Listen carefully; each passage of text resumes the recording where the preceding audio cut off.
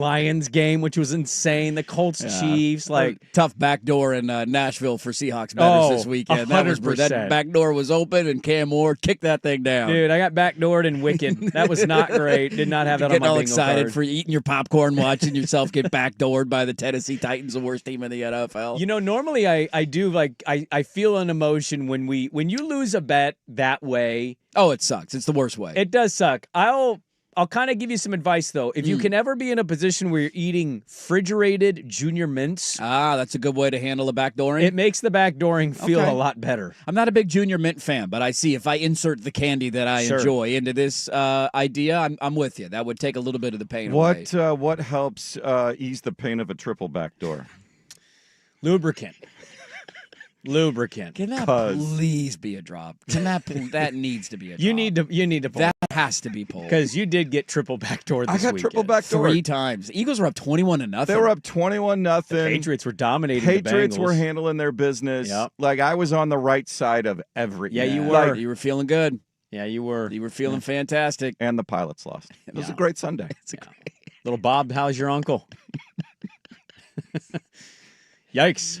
Yeah. Now, I do have a follow-up on the Wicked question because it's been about 20 years since I've seen Wizard of Oz. It's been a long time. Sure. But I remember the premise, obviously. I get it. Right. Wicked witch, good witch, monkeys flying around. I get it, right? Sure. Guy behind a curtain. Who is he? Ooh, spooky. Tiny rat dog in the wind. Tiny rat dog in the wind. We're not in Kansas anymore. Do you guys know that? No. Where's Toto? Now, correct me if I'm wrong. The end of the Wizard of Oz, doesn't she wake up and the entire thing's a dream? Yes. Yes. Okay, so now we have a backstory of the dream? So do you know at the end of the Jim Carrey Grinch?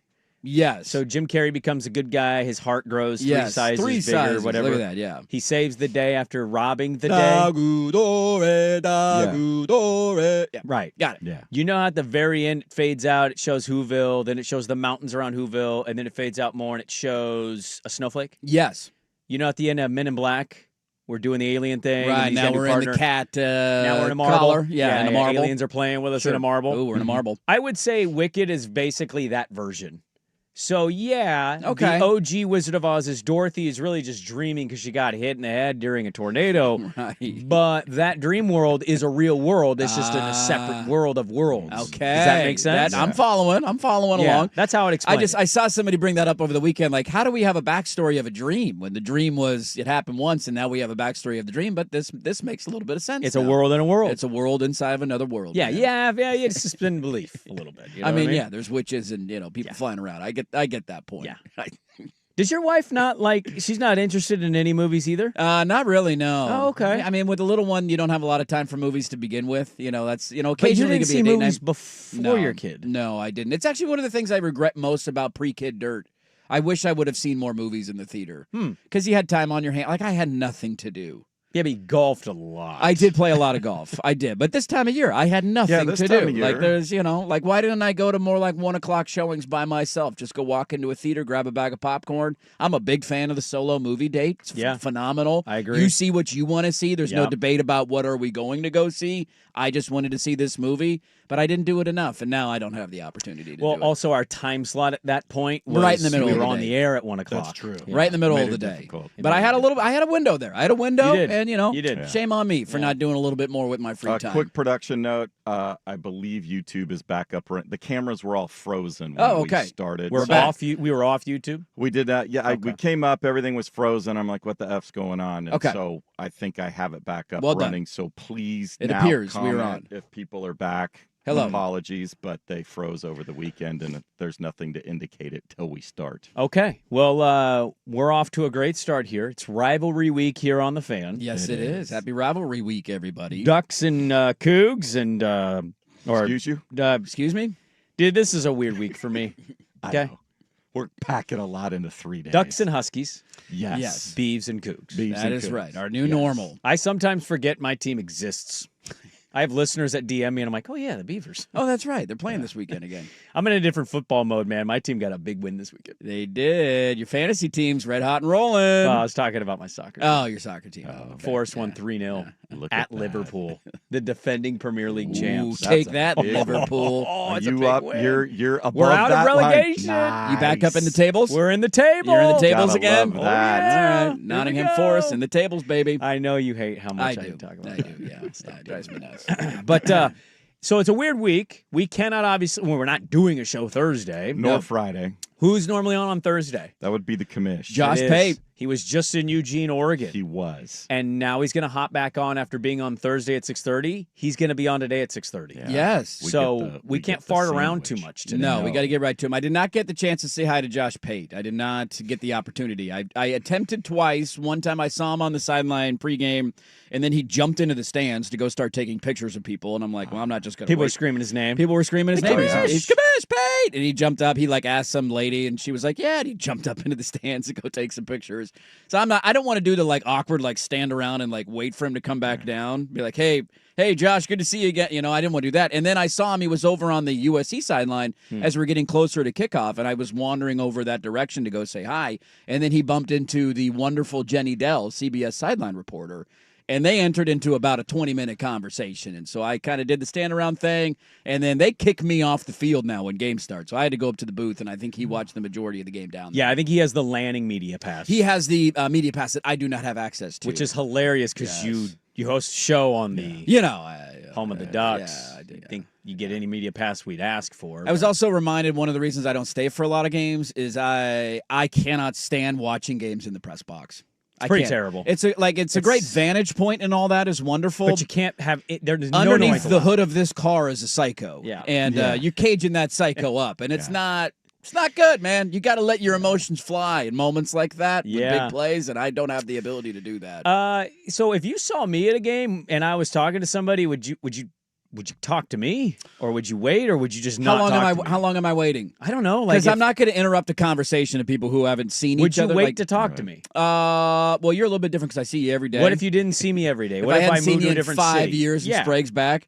I would wait for you. That's also different. I work with you every day. That's slightly. So I got a real feel there. I don't think he waits. I don't think he talks to me. I'd say hi to you eventually. I think he texts me, "Hey, dude, sorry, I didn't want to interrupt. Sorry, man. I'll see you again next time." Well, you're just that weird person standing off in the distance of he's a friend of the program. He's a great friend of the program. That's I know. twice now he's been here where you haven't talked to him. Not true at all. He's been here 3 times, and I said hi to him at the Ohio State game. We had a good conversation for that game. Okay. But in that game, I did the thing where he was talking to you Taylor waited. Lewan and Compton, and I'm standing over there for 10 minutes, like the kid waiting for his mom to tell him he could get up from the dinner table. Can I come say hi now?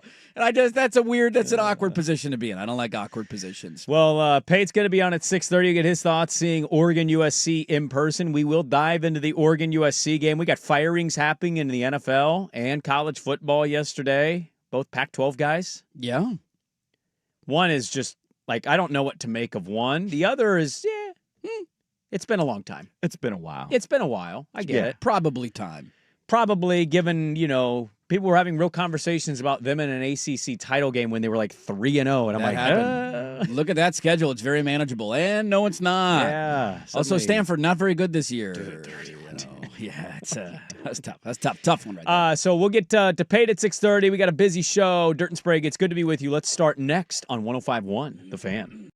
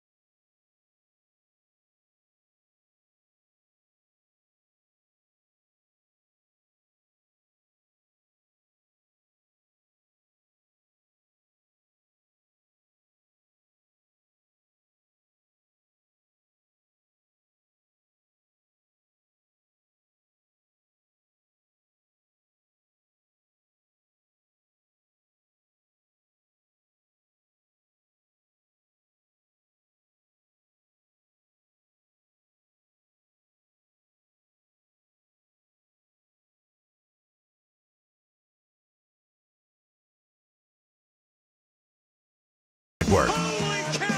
All right, welcome back. Yeah, we got the Commissioner Josh Pate joining us. An odd week for us here on The Fan. We have shows today, tomorrow, and Wednesday, and then we're off Thursday and Friday. So we're back again. Is it December on Monday? Yeah. So we're back on the 1st. Yes, we are. December 1st. This is our last week of November. This is it, man. Quick question for you. There's a lot to get to today, and I didn't know really how to separate all of it in both college and the NFL. I guess I'll just ask this. Is Jamar Gibbs the best player in football? It was pretty damn good yesterday. He's been an unbelievable back this year.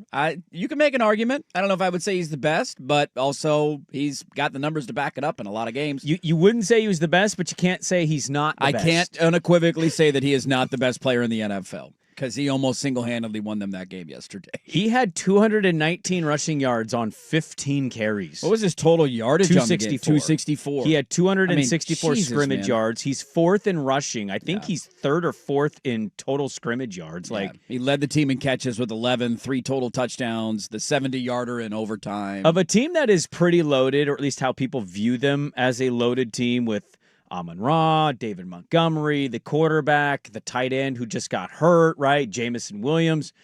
He's far and away their best player. Yes.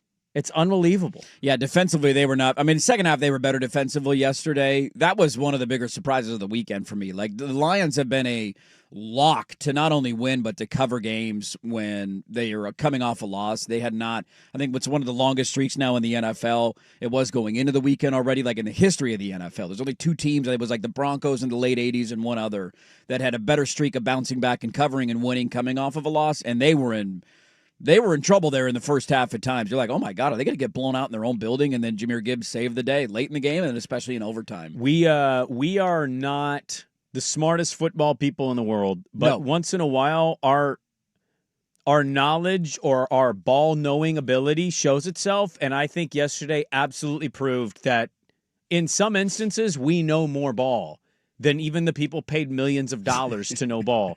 Why Jameis Winston was not starting week 1 continues to look like the dumbest decision that Brian Daboll made while he was still the coach. Yes. He had a trick play touchdown to open the game. He threw for 300-plus yards, multiple touchdowns, and he caught a touchdown pass after breaking away from a linebacker. Yes, he did. Unbelievable. He had an unbelievable game, and it was funny. I don't know if you saw for the start of overtime, they sent Russell Wilson out for the coin toss, and I don't know if he still wears the captaincy because we had to name him the captain at the start of the year. And I'm like, what? It just reminded me how dumb all of that was. And I look, dare I say, I know Jackson Dart played well. I don't know how that whole thing would have played out. They would have been more in the mix for the playoffs had Jameis Winston been their starter at the beginning of the year. Well, they just fired their DC, and I want to bring this up real quick. So they fire their DC. These are the games that they've blown. They blew yesterday 27-17. Now, Jameis was quarterbacking that game, to be fair. They blew 20-10. You know who subbed in for Dart in that game? Who subbed in for Dart in that game? Russell Wilson. Ah, that's right. Didn't he score any points when he came into the game? No. No, the answer to that is no. They blew, 26-8. That was a Dart game. Yep. Let's see. Oh, the Cowboy game. And you can say Russ played great because he had all those moon balls. Sure. Did he come up with the play when he needed to win the game? Dallas won the game. So I don't know. I don't think it's ever been more clear that Jameis should have been the starter for that team. Yeah, that one never made any sense to me. Never made sense. Especially knowing a guy who has been a bit of an issue in locker rooms at times in his career, especially when he doesn't get what he wants and you're bringing in a rookie quarterback. Like, Jameis Winston is the perfect guy for that because he doesn't have that big of an ego anymore. He understands his role. If you give him the chance to play, he'll take it. He'll play. And he'll chuck the ball around. He's got no fear throwing the football. We've known that all year. But he's also just a good culture guy and a good locker room guy. And having those three in the same room made literally no sense at the start of the year. You know what happens when you take Russ out for a rookie? He puts his head down, he runs to the sideline, he starts leaking stuff to media. You know what happens when Jameis gets subbed in for the rookie? He high-fives him off, goes on. And if he wins the game, he's going to eat a W with you after the game and say, way to go, Rook, nice win. That's what Jameis Winston will do. I think this weekend continues to prove my point that in the NFL, basically everybody sucks. Yeah, I mean, you look Except around. maybe the Rams. Except maybe the Rams, The because Rams that are like was a wagon. thoroughly impressive last night. I did not have that on my bingo card of the game being over at halftime. Well, once they lost Baker, you were like, this isn't going to happen. Well, yeah, and it was over well before. I mean, you got the fluky pick six where the Otten couldn't hold on to the ball and the Rams ran it back, and you're like, okay, this is already 14-0, and the game just started, and Yep. Tampa's decimated by injuries. Would he complete his first 11 passes? Yeah, 11 for 11. Yeah. Devontae was unstoppable. They had a 3rd and 17 that they converted to Puka along the sideline. You're like, all right, that was going to be a stop, and now it's not, and they're going to score a touchdown on this drive too, aren't they? Philly blowing the 21-0 lead was one of the bigger highlights of the weekend, just in terms of like, uh-oh. Yeah, the offense looked fine, and then the start of the game, they were throwing the ball to A.J. Brown, and it was like, okay, here Got we a pick go. of Dak. Everybody's Like, going to be here you go. happy. Dallas is doing dumb stuff. They're not converted. They had you muff the punt, and they don't score inside the 5. This get Philly. Yeah, one of my worst takes, I think, going into the year was Devontae Adams. Mm-hmm. I accidentally lumped him in with Aaron Rodgers in terms of aging, and he is That has not happened. It's aged very poorly. I think you make an argument that's the best receiving tandem in the NFL. It's hard to disagree with that point, man. Because he's playing phenomenally. He's catching he's become Chris Carter. All he does is catch touchdowns. Just catching tuds, man. And Nakua is like probably underrated, even though his stats suggest he shouldn't be. So Yep, the biggest thing for them too is that Stafford is healthy and he looks healthy.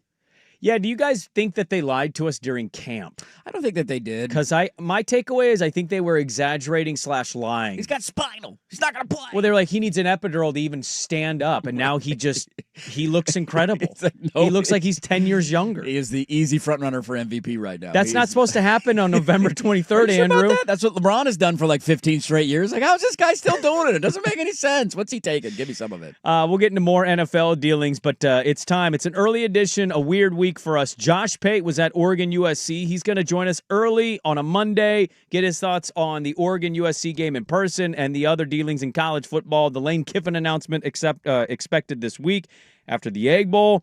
Josh Pate joins us for an early ticker next on The Fan. This is a rivalry week edition of Dirt and Sprague, brought to you by Roto-Rooter. Now, from the George McCoy and Warren Allen Sports Desk, a Sports Center update on the Fan Sports Network, 105.1 FM and 1080 AM. Brought to you by Big's Chicken. Try their smoked and fried wings, tossed with a perfect dry rub, served with a trio of killer sauces. Menus at bigschicken.com. First on The Fan, the Ducks. 42-27 win over USC. Impressive enough to vault to 5th in the latest AP Top 25 college football poll. Will the playoff committee see it similarly when the new rankings are released on Tuesday? Oregon wraps up the regular season Saturday at Washington, 12:30 kick here on The Fan. Oregon 7-point favorites. Elsewhere in college football, the Cal Bears fired head coach Justin Wilcox before their season finale against SMU after 9 seasons. Nick Rolovich serving as the interim head coach. Blazers still without Shaden Sharp, Drew Holiday, or Robert Williams, the third available. Fell behind 21 to the Thunder in the first quarter. Never had a chance. 122-95 the final. Portland right back at it tonight in Milwaukee, taking on the Bucks without Giannis. 5 o'clock tip on KUNP, Xfinity Channel 1016, Bucks 1.5-point favorites. Dana Altman's Oregon Ducks begin playing the New Era Festival in Vegas. They'll take on 22nd ranked Auburn, 5 o'clock. Pre-game coverage begins at 4:30. That game will be on 1080 The Fan. Tigers 4.5-point favorites. More sports scores and stories in 30 minutes. Jason Swigard from the George McCoy at Warren Allen Sports Desk. Hurt missing work. Insurance companies acting like jerks. Don't call your mom. Call George McCoy at warrenallen.com. The home of the Fan Happy Hour with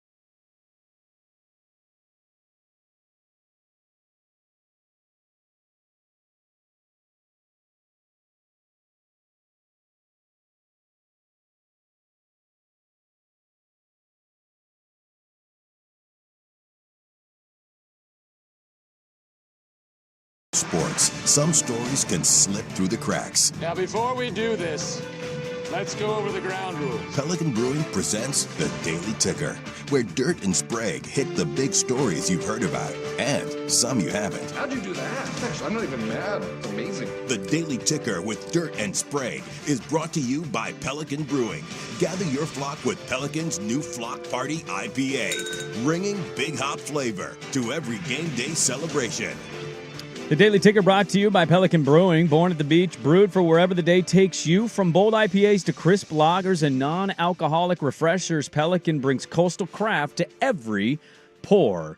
It's a weird turkey week here on 105.1 The Fan. And so in doing so and having a weird week, we got to kind of adjust things on the fly. Yes, we do. And we're grateful. We're thankful. A lot to be thankful for this week. We are very thankful for our guest, Josh Pate, the commissioner of college football, who joins us usually every Thursday. And he was on last Thursday. He agreed because he knows the schedule's weird. His schedule's weird to hop on here on a Monday, an early edition Daily Ticker. Josh Pate on YouTube, Josh Pate College Football Show, at Josh Pate CFB. Give him a follow on social media, Instagram, Twitter, you name it. He's on there. He joins us. Good morning, Josh. I hope you enjoyed your brief Oregon stay. I want to get your thoughts of what you made of Oregon's performance against USC. Some thought this might be upset alert. I didn't question it. I thought Oregon would handle the business. What say the commissioner of Oregon's performance against the Trojans? Well, before we talk about Oregon's performance against the Trojans, in the interest of pumping both of your tires as full as I can on this Monday, you should know that several people, multiple peoples, peepi, if you will, the plural of people, commented on my weekly appearance on this very show. Hey. And a couple of folks yelled out, there you go, a couple of folks yelled out, love you on Dirt and Sprague, love you on Dirt and Sprague, and I had the wife in tow with me. And I think the best comment that I can give you is at one point she asked, what is a Dirt and Sprague? Now, how did you describe us to her? We ask that every day, too. I just went with my usual, you don't want to know, and we moved on about our business. Yeah. But, yeah, it was a great time up there. Hey, I thought out of all the stuff you could talk about with the game, I thought special teams was a very, very huge edge. Like everyone at USC is complaining about it because they imploded. But I was up there Friday. Dan's really good about access, so we sat in on a bunch of meetings, and I went to the special teams meetings too because I'm always fascinated by that because I know the least about it out of everything that happens in a football building. And I got to tell you, it's almost like you saw a movie script or read spoilers to a game before the game itself happened. Sitting in Oregon special teams meetings, not to betray confidence or anything like that, but there were so many aspects of the special teams operations in that game that went exactly as they expected them to go. They thought they had a huge edge in that compartment of the game. And I think with all the other stuff, the way it played out, I mean, think about how big that punt return was. Mm-hmm. And think about it was 14-14 at that time. I thought that's what really turned the game. And so outside of that, I also the vibe I kept getting was the next man up mentality sort of is said at every program. But at Oregon, they really practiced it this week. Because if you tell yourself, we're going to be without DeCorian Moore, we don't have Evan Stewart, left tackle's shaky, center ends up going out in the game, and we're just going to kind of roll on anyway, that's really next man up. That's what Notre Dame was able to do last year on the offensive line, and that's what Oregon's able to do right now. Now, moving forward, what you hope is we're going to get healthy. Like you're buying yourself time, and you've got probably a dogfight on your hand again this Saturday, but you hope you can get healthy. That's the big fear from other people is Oregon gets loose in the playoffs and they get healthier, because that is another team you have to add at the national championship table if they're at least 90% healthy, if they got those difference makers on the field. And I thought it was a really, really good testament in the meantime to what culture and next man up really means. Like, that was an emphatic statement, I thought, by them.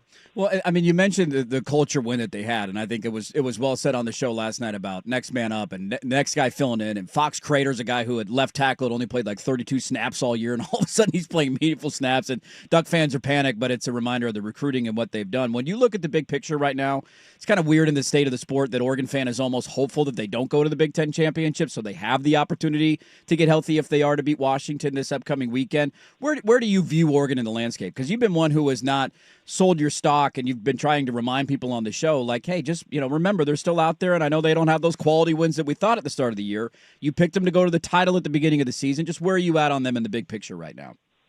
Still where I was.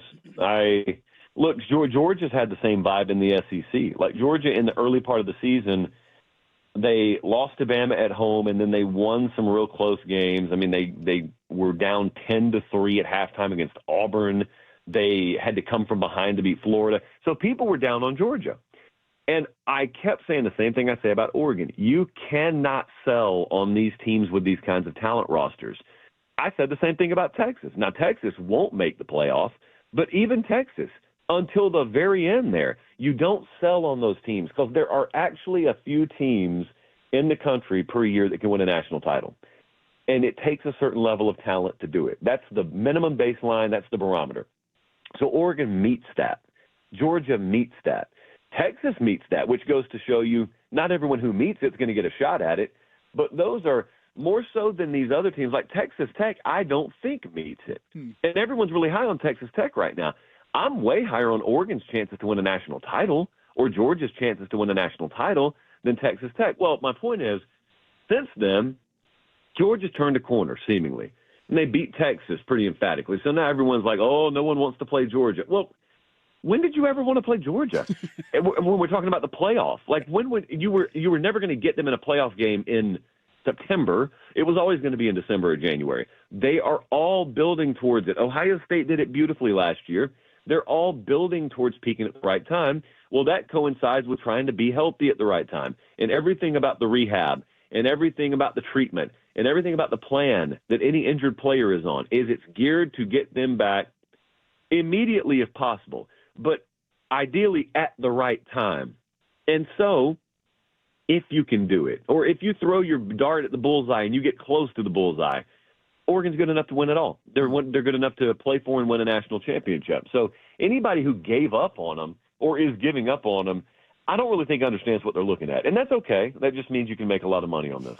Daily Ticker brought to you by Pelican Brewing Company. The commissioner of college football is joining us here on a Monday. It's a gobble week, and so he's agreed to hop on this Monday morning, a bright and early ticker. Josh Pate on YouTube at Josh Pate College Football Show. He had an episode last night. He's going to have one tomorrow, and then I apologize.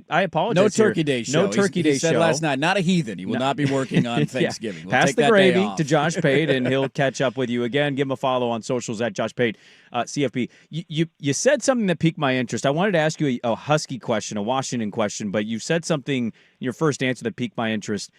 When you said you watched the special teams meeting, Lanning opens up to a lot of you guys. You national pundits, you get all the access. Us local folk aren't allowed in, but you guys get the keys to the doors. I'm curious, man, when you watch this and you say it's almost like a spoiler, like you see what they're watching and what they're saying, and then you watch the game and you see it kind of play out. I'm curious. I assume that you go to most of these kinds of meetings wherever you go because you're National Pate State. When you watch team meetings around college football, how does watching Oregon's and then how it plays out compare to some of the other programs you watch in college football? It's just like Georgia and Alabama and Ohio State. Those are the three I would compare it to. It's about attention to detail. That's more so than anything what stands out. Some of it's more intense than others. I mean, Dan's just a total psychopath.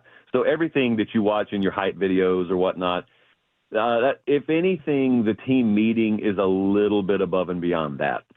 So it was funny. Kenyon Barner was there the other day, and I was talking to him the next day afterwards because we were both sitting in team meetings and stuff like that, but I didn't talk to him on Friday. I talked to him on Saturday. He said, look, I know what my time at Oregon was like. I know the rooms I've been in, the coaches I've been in or been around. You're around a bunch of them. Is that normal? Like he was basically asking, hey, what we just watched Dan do, is that normal? I said, no, there's really nothing about that guy that's normal. But it would be one thing if you get up in front of a crowd, if you get up in front of a team and you just talk and you throw a lot of stuff around and then you don't back it up. Because there are several people who could do that. But to be that way, to be so maniacal about everything, but also to have this attention to detail like some mathematician with Coke bottle glasses on would have, that's the difference.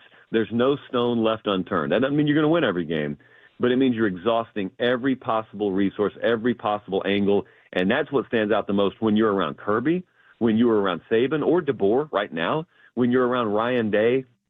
They're some of the best at what they do, but they've got a whole building full of some of the best at what they do.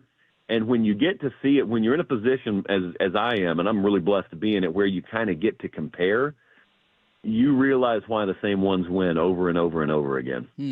You had a really good thing on Lincoln Riley last night about, the aftermath of this game and the both sides of the argument, right? Of like, you give him credit for realizing changes need to be made while simultaneously saying, why the hell didn't you do this from the first day that you were hired? And I thought you saw a game this weekend of a coach. They're on the same timeline in terms of when they were hired. One guy who's done it right from day one of recruiting the depth and the line of scrimmage play that is required to win at the highest level. And that's something that Riley has never really been able to do, whether he was at Oklahoma or USC. We know they're elite throwing the ball, but that's kind of the only way that they can beat you. I guess the question I would ask, because you're not selling your Riley stock, and I get the point but where do the expectations go from here? Like, it's just wild to think that USC is now on the brink of missing the playoff again. Indiana's going to go to 2 college football playoffs before USC, and that's just bananas to imagine saying that 10 years ago. That right? is crazy to like, hear. I'm what glad is he that, laughed right? at that. What? Okay. Like it just, so I guess, like, how long do you let the cake bake in the oven, if you will? Like, how long do we give this to see? Because I went into the game thinking to myself, I know USC is going to be elite throwing the football. Can they win in any other category? And then you watch the game, and they were softer at the line of scrimmage. They weren't as good defensively. They couldn't make special teams that you mentioned. It was a disaster. And so it's all those little things that I feel like it's always Riley in a big game that they can sling it around. We know it, but can they beat you in any other way? And that's the hard thing that I have with Riley. I didn't hear a word after Indiana's going to make the playoffs twice before USC does. That was a tennis racket to the face. I really can't get past that. Whew, okay. So what I said on the show last night about expectations was Lincoln got to USC. There was a ton of hype, and he hired poorly. Okay, so he paid the price for that. He got 3 years in, and then he had his big come to Jesus press conference after the season, and this was winter before last, and he said, philosophically, we're starting from scratch. We're tearing it all down. And I said at the time, and I'm still standing by it, if he was serious about it, and I said that at the time, I still think the guy can win. I think he can win a national title. I really do think he could be that at his best. But it was going to remain to be seen. So I do think he hired good. I do think that they took a new approach to things. But what I said was, even if I'm right about all this in the here and now, it's going to take 2 years minimum, maybe more like 3 years before they can really compete for a national title, because you can't portal your way to that. That is a fundamental change in high school talent acquisition and development. And so that was going to take 3 years, which at that point would have been 26 before we ever got to that point. All right, since then, I think USC has gotten better as a football program, but they were going from average to now just good. They're a good team now. That's not good enough in year 5 for a USC fan when you're paying him the kind of money you're paying him. And if you feel that way, I get it. And I said at the time, if you're not going to have another 3 years patience, then I'm totally fine with that, because really he's making the decisions and moves now that he should have made when he got hired. That's the difference in him and USC versus Oregon. Like, Dan made proper moves when he got there. Lincoln did not make proper moves when he first got to USC. And that's kind of where they are now. And they're at least another year away from being able to be on the periphery of the championship/playoff conversation. Not a long way away. I know he gets dogged all the time because he says they're close. Well, here's the difference. When he has said they're close previously, he wasn't right. I actually think he's right now that they're kind of close, but it's going to take at least another year, and that's if everything keeps trending the right way. So are you willing to get to year 6? I think it will be 5 or 6 before you're really competing for a title. As inexplicable as that is, that's kind of the boat you're in if you're a USC fan. A lot of Lane Kiffin noise last week. You said some interesting stuff to us about how much you'd communicated with him. Maybe and you're just going to wait because they've had this weird announcement thing for the Egg Bowl that makes me think, is he going to stay? Otherwise, like, what are we doing here? Maybe he goes to LSU. Maybe that's the case. I kind of have the thought in this NIL world, I think Lanning's a good example of this. Oregon is obviously well run. Their AD's good. Their collective is together. I think the coach is more about the coach to me, the institution. I understand that resources can be different, but like this whole Lane can win a title at LSU. Well, excuse me, who's in the playoff this year? It's Ole Miss. Like, he could win a title this year at Ole Miss. I think it's more about coaches in this world. What say you, Josh Pate? do agree with you, and I want to state you guys will appreciate what I did yesterday. I mean, I thought it was an obvious joke when I tweeted, "Wow, guy, I know where Lane's going." All I can say is, "Wow!" Like I thought sarcasm was still alive in 2025. Apparently, Not with you, man. It met its untimely demise. Joe, like, are you serious? I had really serious people with fully functioning brains saying to me, like texting me, "What do you know, man? Hey, between you and I, between you and I, laugh." That's what I said. Ha, ha. So I've talked to him this morning already. I've talked to Lane like 30 times in the past week. I don't know where he's going. Truthfully, he may not know where he's going. I will say this. I do agree with the sentiment that at your very best, you're trying to go to a place to get what you already have at Ole Miss, which is a run at the national title. Like you're in the playoffs, signed, sealed, delivered, you're in right now this year. So that's the way I think. But maybe I think too simplistically to be a head coach. Maybe that's why I haven't been hired. Maybe I'm just too idealistic and too childlike with my wonder on what job I should take. I think it's going to be a mess. I don't think there's an easy way around this, and I do believe that even if he leaves, he wants to coach that team in the playoffs. And I think there may be some people at Ole Miss, if that were to go that way, that are dead set against it, and we're setting up for like a showdown. And I have no clue how it's going to end. I really have no clue how it's going to end. All right, good stuff. Josh Pate, the commissioner, joining us here on an early edition this week because of the Thanksgiving holiday. We are very thankful for you, Pate. I think you know that, but we wanted to tell you, very thankful. Thank you for being flexible, hopping on a Monday. Does the wife cook, or do you guys do family stops on Thanksgiving? We outsource that, to use an industry term. We absolutely outsource that. Okay. And what I mean by that is we can't wait to see our families this Thursday. That's what I mean by that. Okay, you're from Georgia. Is it pecan or pecan pie? It is pecan. Yeah. Okay. And do you like pecan pie? I love it. I eat an entire one. Like, I will inhale that stuff. Oh, there I you am go. a believer. I'm a believer that it is not necessary to save room for dessert. No. I just believe eat dessert. That's what I believe in. Yeah. Amen, brother. That's a religion we can get behind. Josh Pate, the commissioner of college football. His latest episode dropped. It's last night, but also go check it this morning.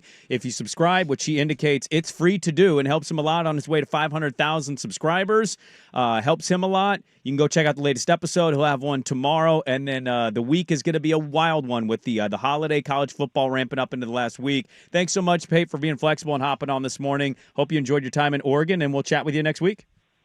Happy Thanksgiving to everyone. I appreciate it, guys. All right, there we go. Josh Pate, the commissioner of college football. Went very long there, but that's what we do when we get the commissioner. We got to take advantage of our windows. That is the Daily Ticker today, and it's brought to you by Pelican Brewing Company, who want to remind you that they're born at the beach and brewed for wherever the day takes you. Pelican Brewing, born at the beach. Some thoughts on what Josh Pate said. We'll get to that coming up next on 105.1 The Fan.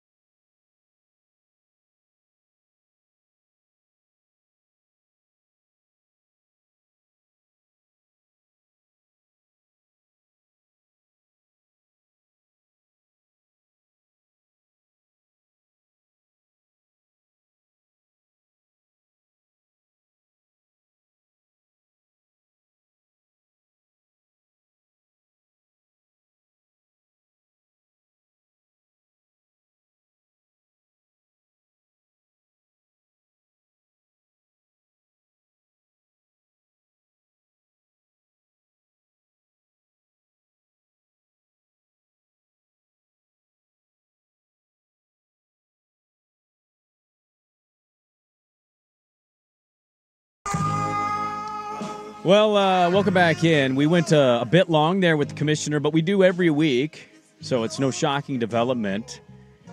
Actually, I do want to react to some of what he said there. So two things stuck out. The Kenyon Barner comment, who was here in Oregon as a player at the height of all of it. Had a hell of a highlight in his career against USC, the all-time record for rushing yards and rushed for over 300 yards down in L.A. His head coach was just coincidentally fired by the Raiders yesterday. Yes, he was. And you know what? When you're the highest paid at your position, rightfully so. I'd totally forgotten that they made him the highest paid offense coordinator in the NFL, and my reaction again was, why? I picked them to make a wild card. I could make an argument today, even though they beat the Titans, they're the worst team in football. They are so bad. They are horrible. Geno Smith flipped off fans running off the field, so things are going great. Oh, I think Geno and Pete are done. Yeah. Oh, it's not. I think the Raiders I think they need to. Yeah. I don't even know what the answer is because I think their owner kind of sucks, but they need to blow it all up. GM, coach, all of it. Thanks, Tom Brady. Good job, Tom. But keep calling those games. Anyways, I digress. What Kenyon told him, and then also, I don't know about you. I love little nerdy tidbits. Sure. And we can get into we'll get into the USC Oregon game, obviously, right? But like finding out or hearing, however you feel about Pate, and he does get the access. Basically, you're in the same level of Ohio State, Georgia, Bama of preparedness, detail, coaching, to see something play out in a film breakdown and then watch the game and go, oh my God, it's exactly what they said. And now, yeah, they're talented, but there's a lot of talent in college football with the portal era. To hear that, that's something that, like, if I was a Duck fan, those are the tidbits that made me go, yep. It solidifies even more how I'd imagine the fan base already feels for a guy who's only lost 7 times. Yeah, there's a line in The Office from the world-renowned Andy Bernard who said, it would be nice to know you're in the good old days when you're in the good old days. And I will allow every Oregon fan from a brief moment to understand you are in the good old days. And at the time, we thought it was the guy who got fired yesterday in Vegas. It felt like that was a run that would never get matched again. You're never going to be able to do that. And that 4 years and 4 BCS games and a national title appearance, like just a moment in time, lightning in a bottle, and it had slipped through your fingers because you walked to the NFL, Helfrich, and then Taggart, and then Cristobal, the rest is history, right? These are the good old days. Did you see Lanning again on game day this weekend? Bill Orm asked him in the postgame, like, he's not going anywhere. He's committed to seeing this thing through. His name doesn't get mentioned at all, and I don't know how the rest of the season is going to go. You have one of the best coaches in the entire sport, and the attention to detail that they have was one of the biggest reasons I was confident going into that game. That's never been who Lincoln Riley has been as a head coach, ever. And all of a sudden in special teams, defensively, little angles here or there, Oregon found a way to get an advantage, not to mention the fact that he didn't have to reset his entire program philosophy 2 years in after he got hired because he wasn't making the right calls. And so you are living in the good old days, and this is going to be a fun run the rest of the year and the years to come. Well, let's talk about the game. Oregon beats USC. Game day was in town. We'll talk about that in the second hour. How do you feel right now about the Dan Lanning situation, given what's happened with Lane Kiffin? Loaded second hour. Dirt and Sprague, 105.1, The Fan.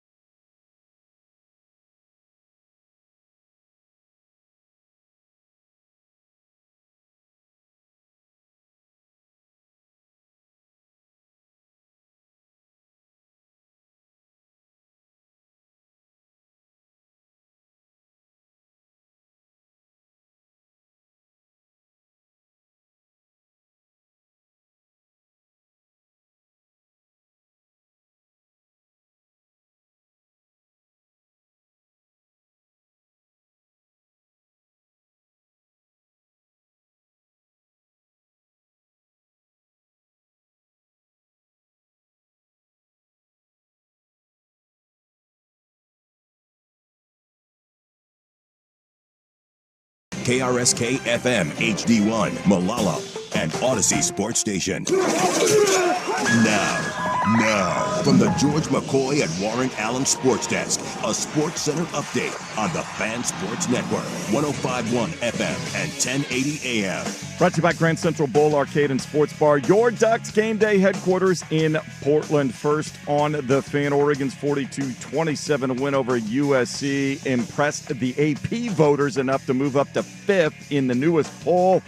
Well, the playoff committee see it the same way. Their new rankings come out tomorrow afternoon. Oregon finishes the regular season Saturday in Seattle against the Huskies. 12:30 kick right here on the Fan. Oregon 7-point favorites. Blazers still don't have Shaedon Sharpe, Drew Holiday, or Robert Williams III available. They fell behind by 21 to the Thunder in the first quarter, and it was never a game. 122-95 the final. Portland's right back at it tonight in Milwaukee, facing the Bucks, who are still without Giannis Antetokounmpo. 5 o'clock tip on KUNP, Xfinity Channel 1016. Bucks are 1.5-point favorites. Monday Night Football in the Bay tonight, Panthers and 49ers. A Carolina win vaults them to first place in the NFC South, while a Niners victory keeps them in the wild card hunt. Kickoff 5:15 on ESPN. San Francisco 7.5-point favorites. Meanwhile, NFL teams making midseason changes. The Giants firing defensive coordinator Shane Bowen this morning, while the Raiders did the same with offensive coordinator Chip Kelly. More sports scores and stories in 30 minutes. Jason Swigard from the George McCoy at Warren Allen Sports Desk. Hurt, missing work. Insurance companies acting like jerks. Don't call your mom. Call George McCoy at warrenallen.com. Your home for the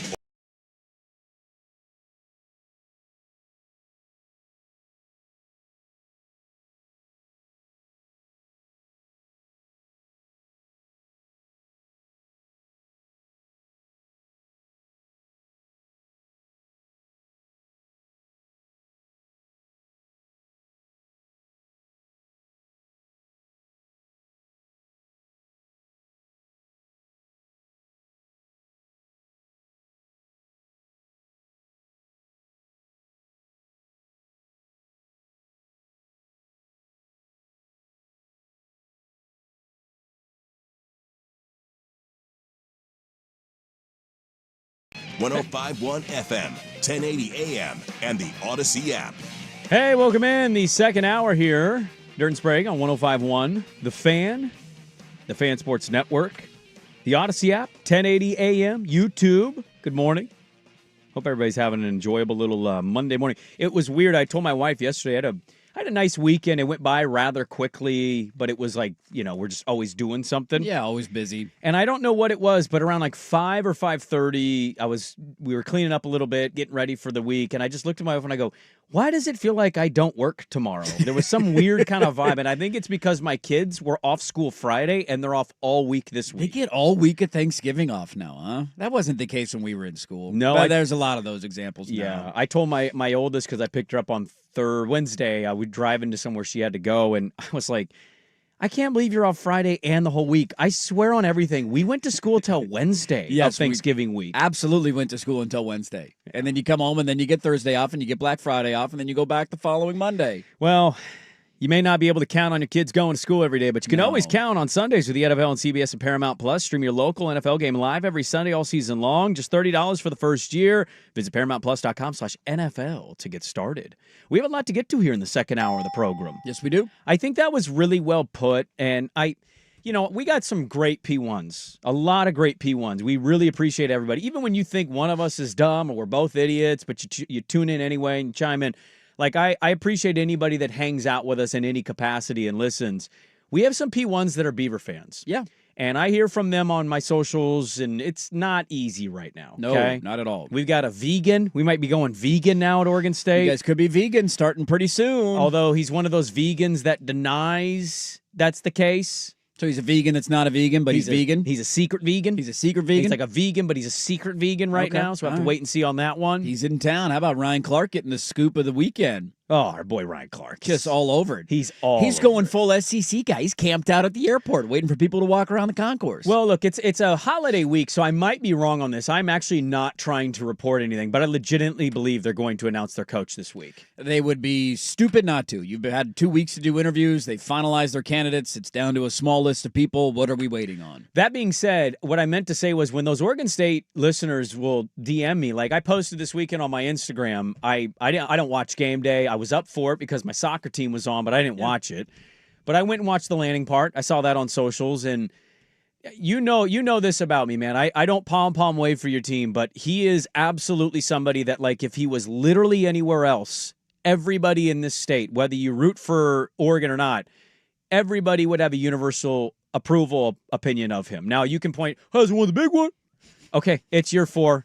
By the way, how many titles in like 55 years has Ohio State won? It's not like you're winning every year. You know what I mean? But he had an interview on game day, and he said a bunch of stuff. And I just, it's impossible for me not to look at culture building, character, psychotic nature, lunatic drive. Like, he has just displayed it over and over and over again. I thought he displayed it during the game. It was why I went in. I thought they would cover the number. It's why I didn't have any I didn't go into that game thinking USC had any chance to win it, to be honest with you. I didn't even care that they scored first. I just have a lot of faith in him.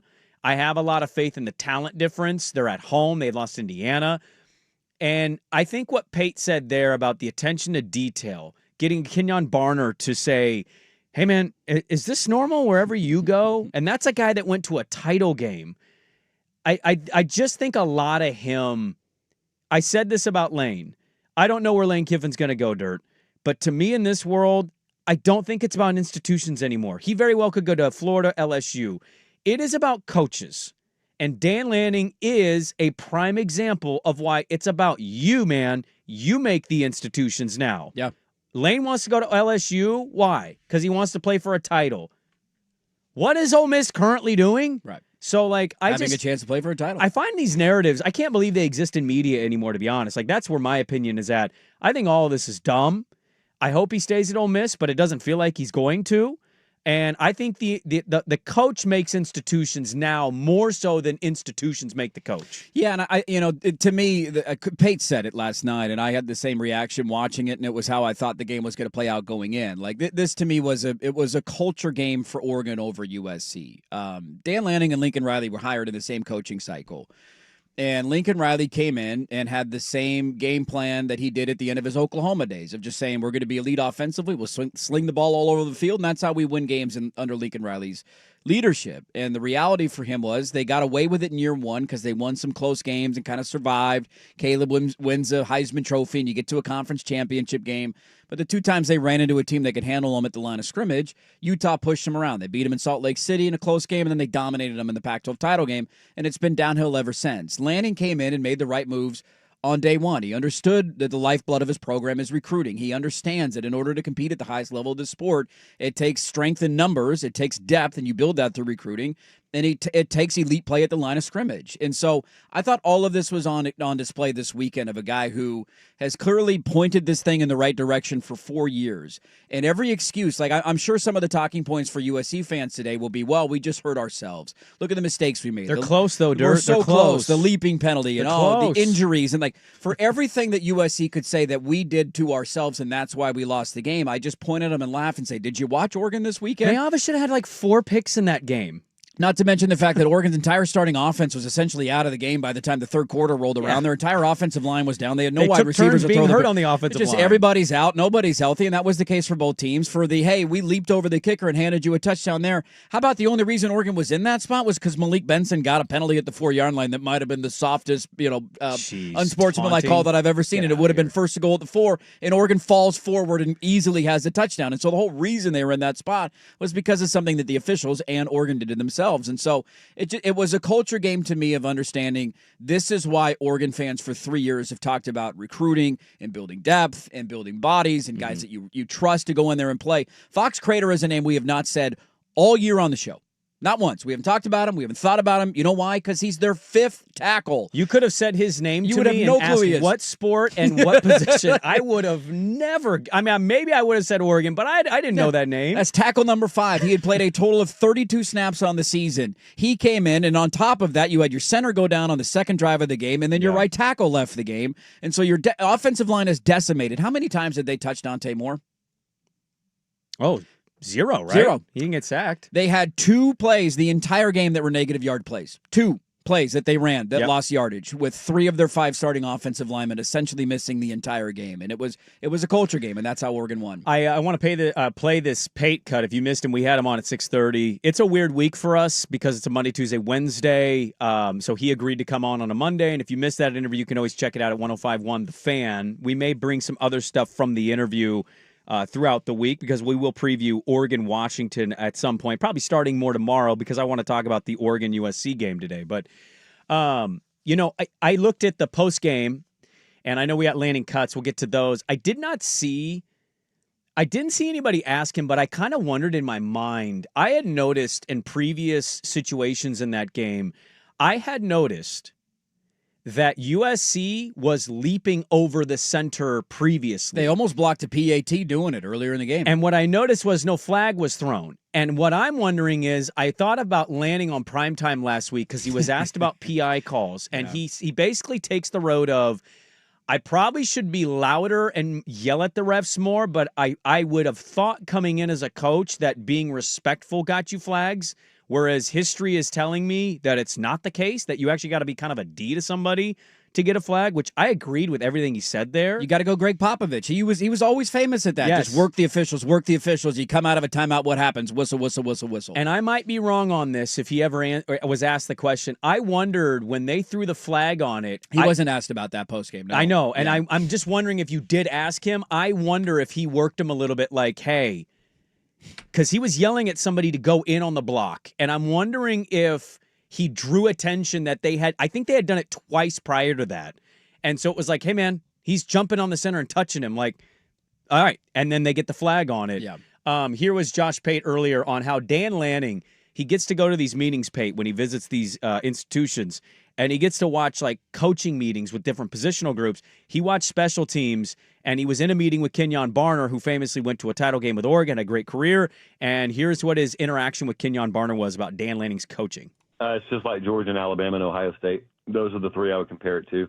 It's about attention to detail. That's more so than anything what stands out. Some of it's more intense than others. I mean, Dan's just a total psychopath. So everything that you watch in your hype videos or whatnot, if anything, the team meeting is a little bit above and beyond that. So it was funny. Kenyon Barner was there the other day, and I was talking to him the next day afterwards because we were both sitting in team meetings and stuff like that, but I didn't talk to him on Friday. I talked to him on Saturday. He said, look, I know what my time at Oregon was like. I know the rooms I've been in, the coaches I've been in or been around. You're around a bunch of them. Is that normal? He was basically asking, hey, what we just watched Dan do, is that normal? I said, no, there's really nothing about that guy that's normal. But it would be one thing if you get up in front of a crowd, if you get up in front of a team and you just talk and you throw a lot of stuff around, and then you don't back it up. Because there are several people who could do that. But to be that way, to be so maniacal about everything, but also to have this attention to detail like some mathematician with Coke bottle glasses on would have, that's the difference. So he's up there with all of the elites of the sport. And that's all I wanted to highlight was watching those two coaches. I said it last week of like, if we reversed Lanning and Lincoln's resumes 4 years in, we'd be killing Lanning. Everybody would kill Lanning, whether you were an Oregon fan or not. Yes. And Lincoln gets to come in and be like, hey, it's year 4. Yeah, he's close. We're close. We're so close. Loses by 2 touchdowns. Hey, he's close, guys. I promise. He's played nobody and beaten nobody of real note, but he's close, guys. Play here, play there. That's all we need. And they barely tried to run the football because Oregon was going to shut that down anyway. They couldn't run the football whenever they tried. Right, but they didn't really make an effort to it. Mayava should have had like 4 picks in this game. They were unprepared for special teams. Like, I don't know. Sometimes you said it best to end the last hour.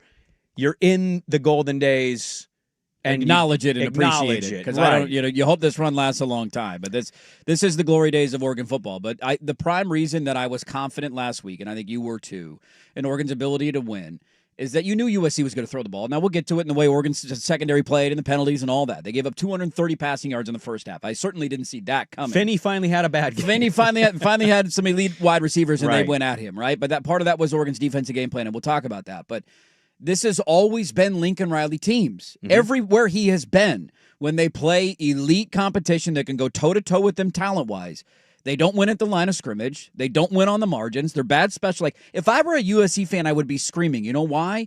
They went on the road and played Notre Dame, and the games were almost identical. I literally was going to bring that up today. USC It was can't the run the USC ball game. in Yeah, these games. yeah. They can't stop the Nope. run in these games. Oregon would have ran it for 350 if their offensive line was healthy, but they still averaged 5 yards a carry without half of their starting line. What also happened in the Notre Dame game? What was a key pivotal swing in that game? Oh, that's right.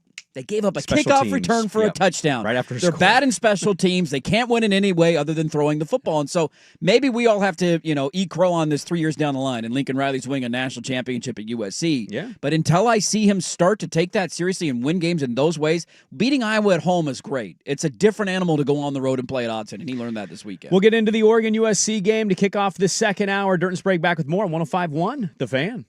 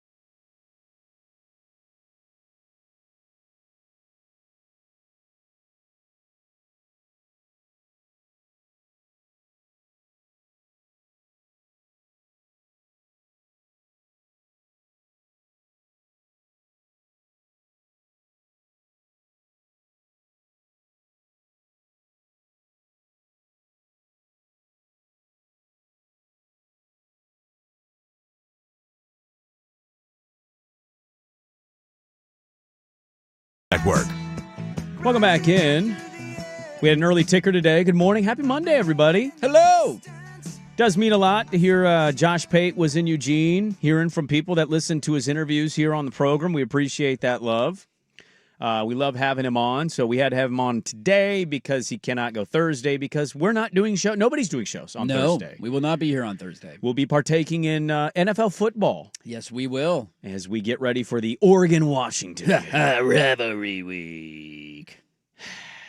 You're next, puppies. Yeah. Feeling the love for Oregon State, Washington State. Oh. I mean, I did have the thought this weekend, and this probably pissed Beaver fans off, but I just genuinely miss the Pac-12. I genuinely miss it. Same. Big games are fun. Playing Michigan, Ohio State. The Iowa game was pretty cool. Penn State, White. Like, there's some of them that are awesome, no doubt. But I talked about this on the pregame show on Saturday. Like, it was unique to go into a big game for Oregon and have there actually be a history there. I was going to say that game felt fun because it's a Pac-12 throwback. And USC and Oregon fans hate each other. And Yes. it's a West Coast thing. And it's just like I remember every USC moment of my lifetime, whether it's a loss in heartbreaking fashion or a dominant win. And Oregon's dominated a lot of those games in the last 15 years. And it just, you went into the Indiana game as a big game, which it was. Game day was there, but it's like we haven't played him since 2004. It's Kurt Signetti in Indiana. There's not a history. So maybe in 25 years, Oregon gets there, but I miss the Pac-12. Well, you said something to Pate that was hilarious, and I'm glad he didn't just chuckle, he laughed because he knew it, but it sounds weird to say, Indiana's going to make the playoff twice, and Lincoln Riley and USC haven't made it once. Second year of a 12-team playoff. And you could say schedule. Okay, cool, but they've taken care of their schedule, and USC hasn't. So no, don't lose to Illinois. Oregon loses. See what happened to Illinois this weekend? Yeah, I did. They lost to Wisconsin. Yeah, I saw that. Yeah, Bielema's back. Hey, back in the top 25. Not anymore, my friend. Oregon causes another loss for USC. They cannot win on the road, and they beat the Trojans 42-27. Game day in town. We had Mariota as the guest picker.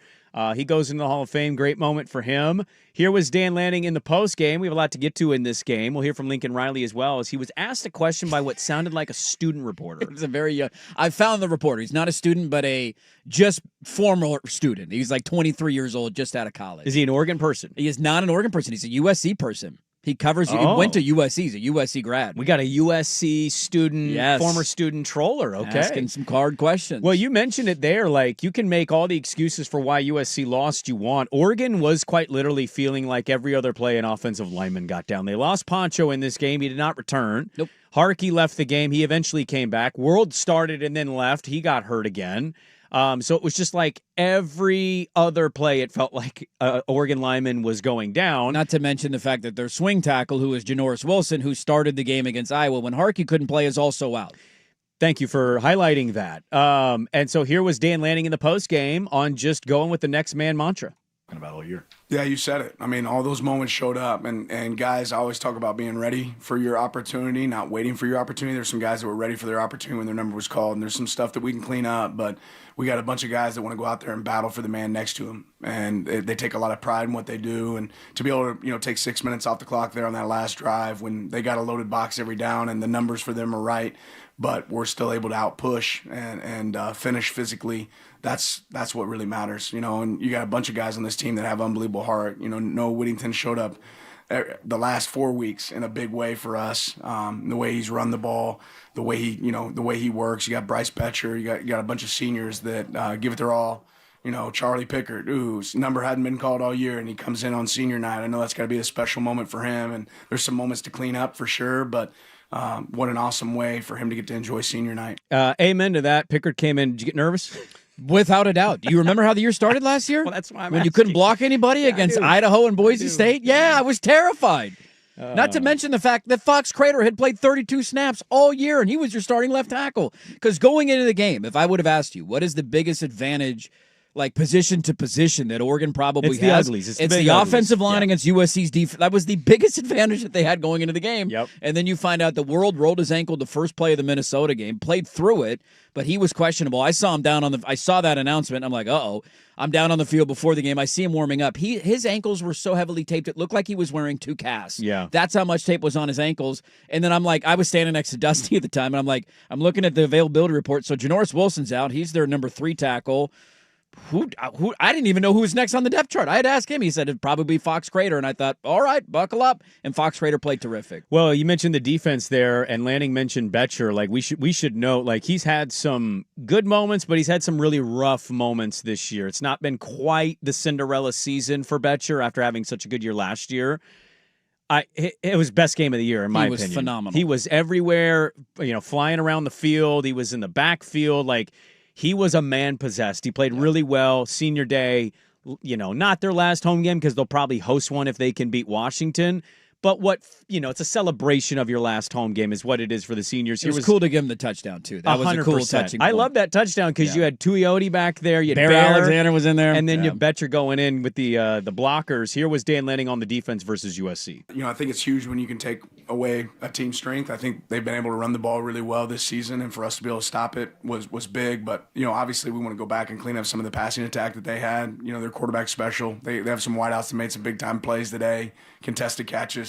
It was a physical game from that standpoint. They were certainly going to attack the ball. Our guys were trying to battle and fight and keep them from getting the ball, and we can go improve that and get better in that area, and then just go evaluate it. But proud that we can, like I said, coming in here rushing for 180 yards and then rushing for 52, I think tells a big story. Well, and I think that's the thing, too, is like the Oregon defense clearly was not going to allow King Miller to go off. He had 15 carries for 30 yards. It's a 2-yard average, right? Everybody else, it just didn't exist outside of that.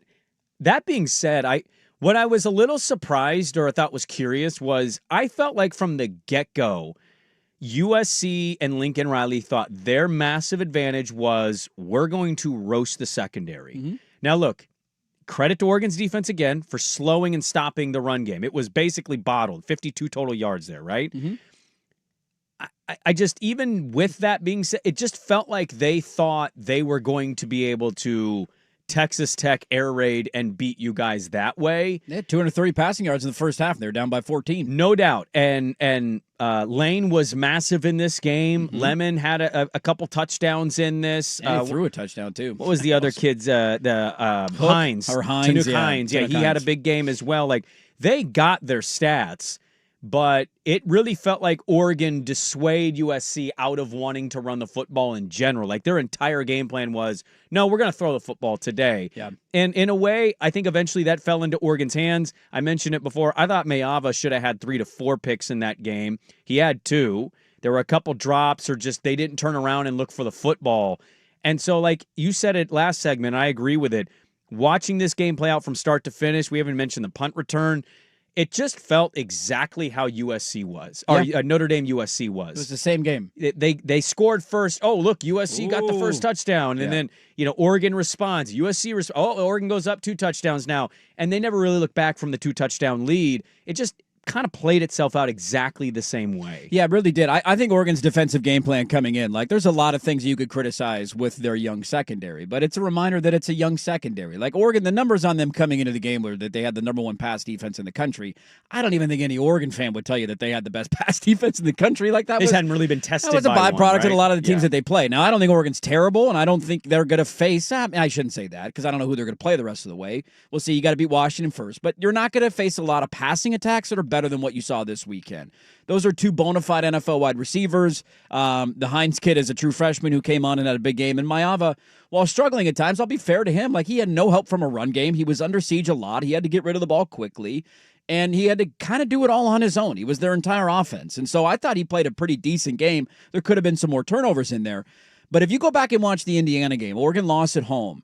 A big part of it was their offense was just not good in that game. They scored 1 offensive touchdown. That's the primary reason they lost. But when you look at their defensive game plan, it was a lot of we got young corners early in the season, soft coverage. And Indiana just picked them apart that way of 10-yard outs, 10-yard digs, hitches, and just kind of giving them everything to 8 to 12 yards underneath chunk. And I think since then, Oregon has gone about the thought process of we're not going to let teams do that. If you beat us over the top, 1-on-1 deep, more power to you, man. And to USC's credit, a lot in that first half, they did.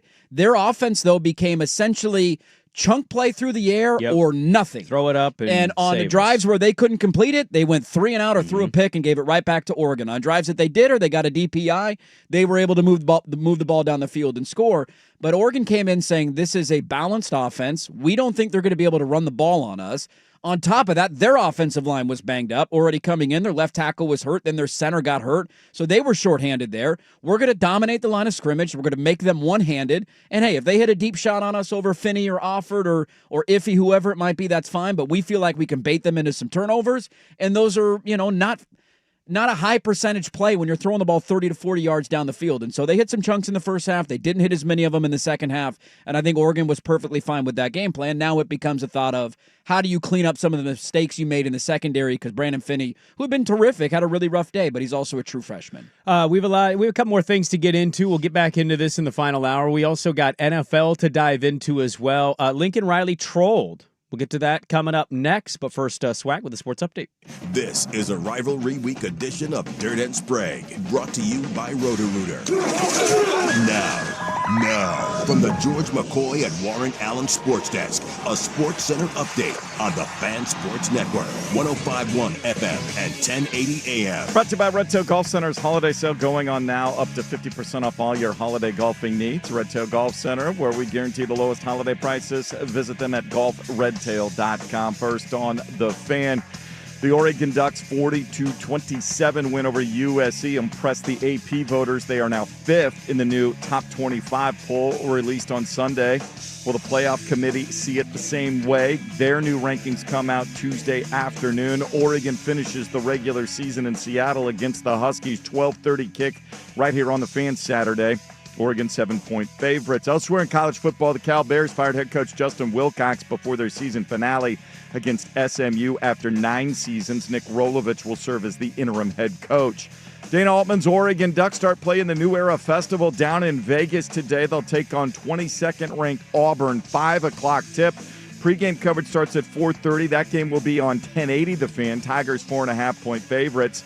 And Monday Night Football's in the Bay. Panthers visiting the 49ers. Carolina with a victory takes over first place in the NFC South. The Niners need a victory to stay in wild card position. 5:15 kick on ESPN. San Francisco 7.5-point favorites. More sports scores and stories in 30 minutes. Chase and Swigard from the George McCoy at Warren Allen Sports Desk. Hurt missing work. Insurance companies acting like jerks. Don't call your mom. Call George McCoy at warrenallen.com. Recruiting with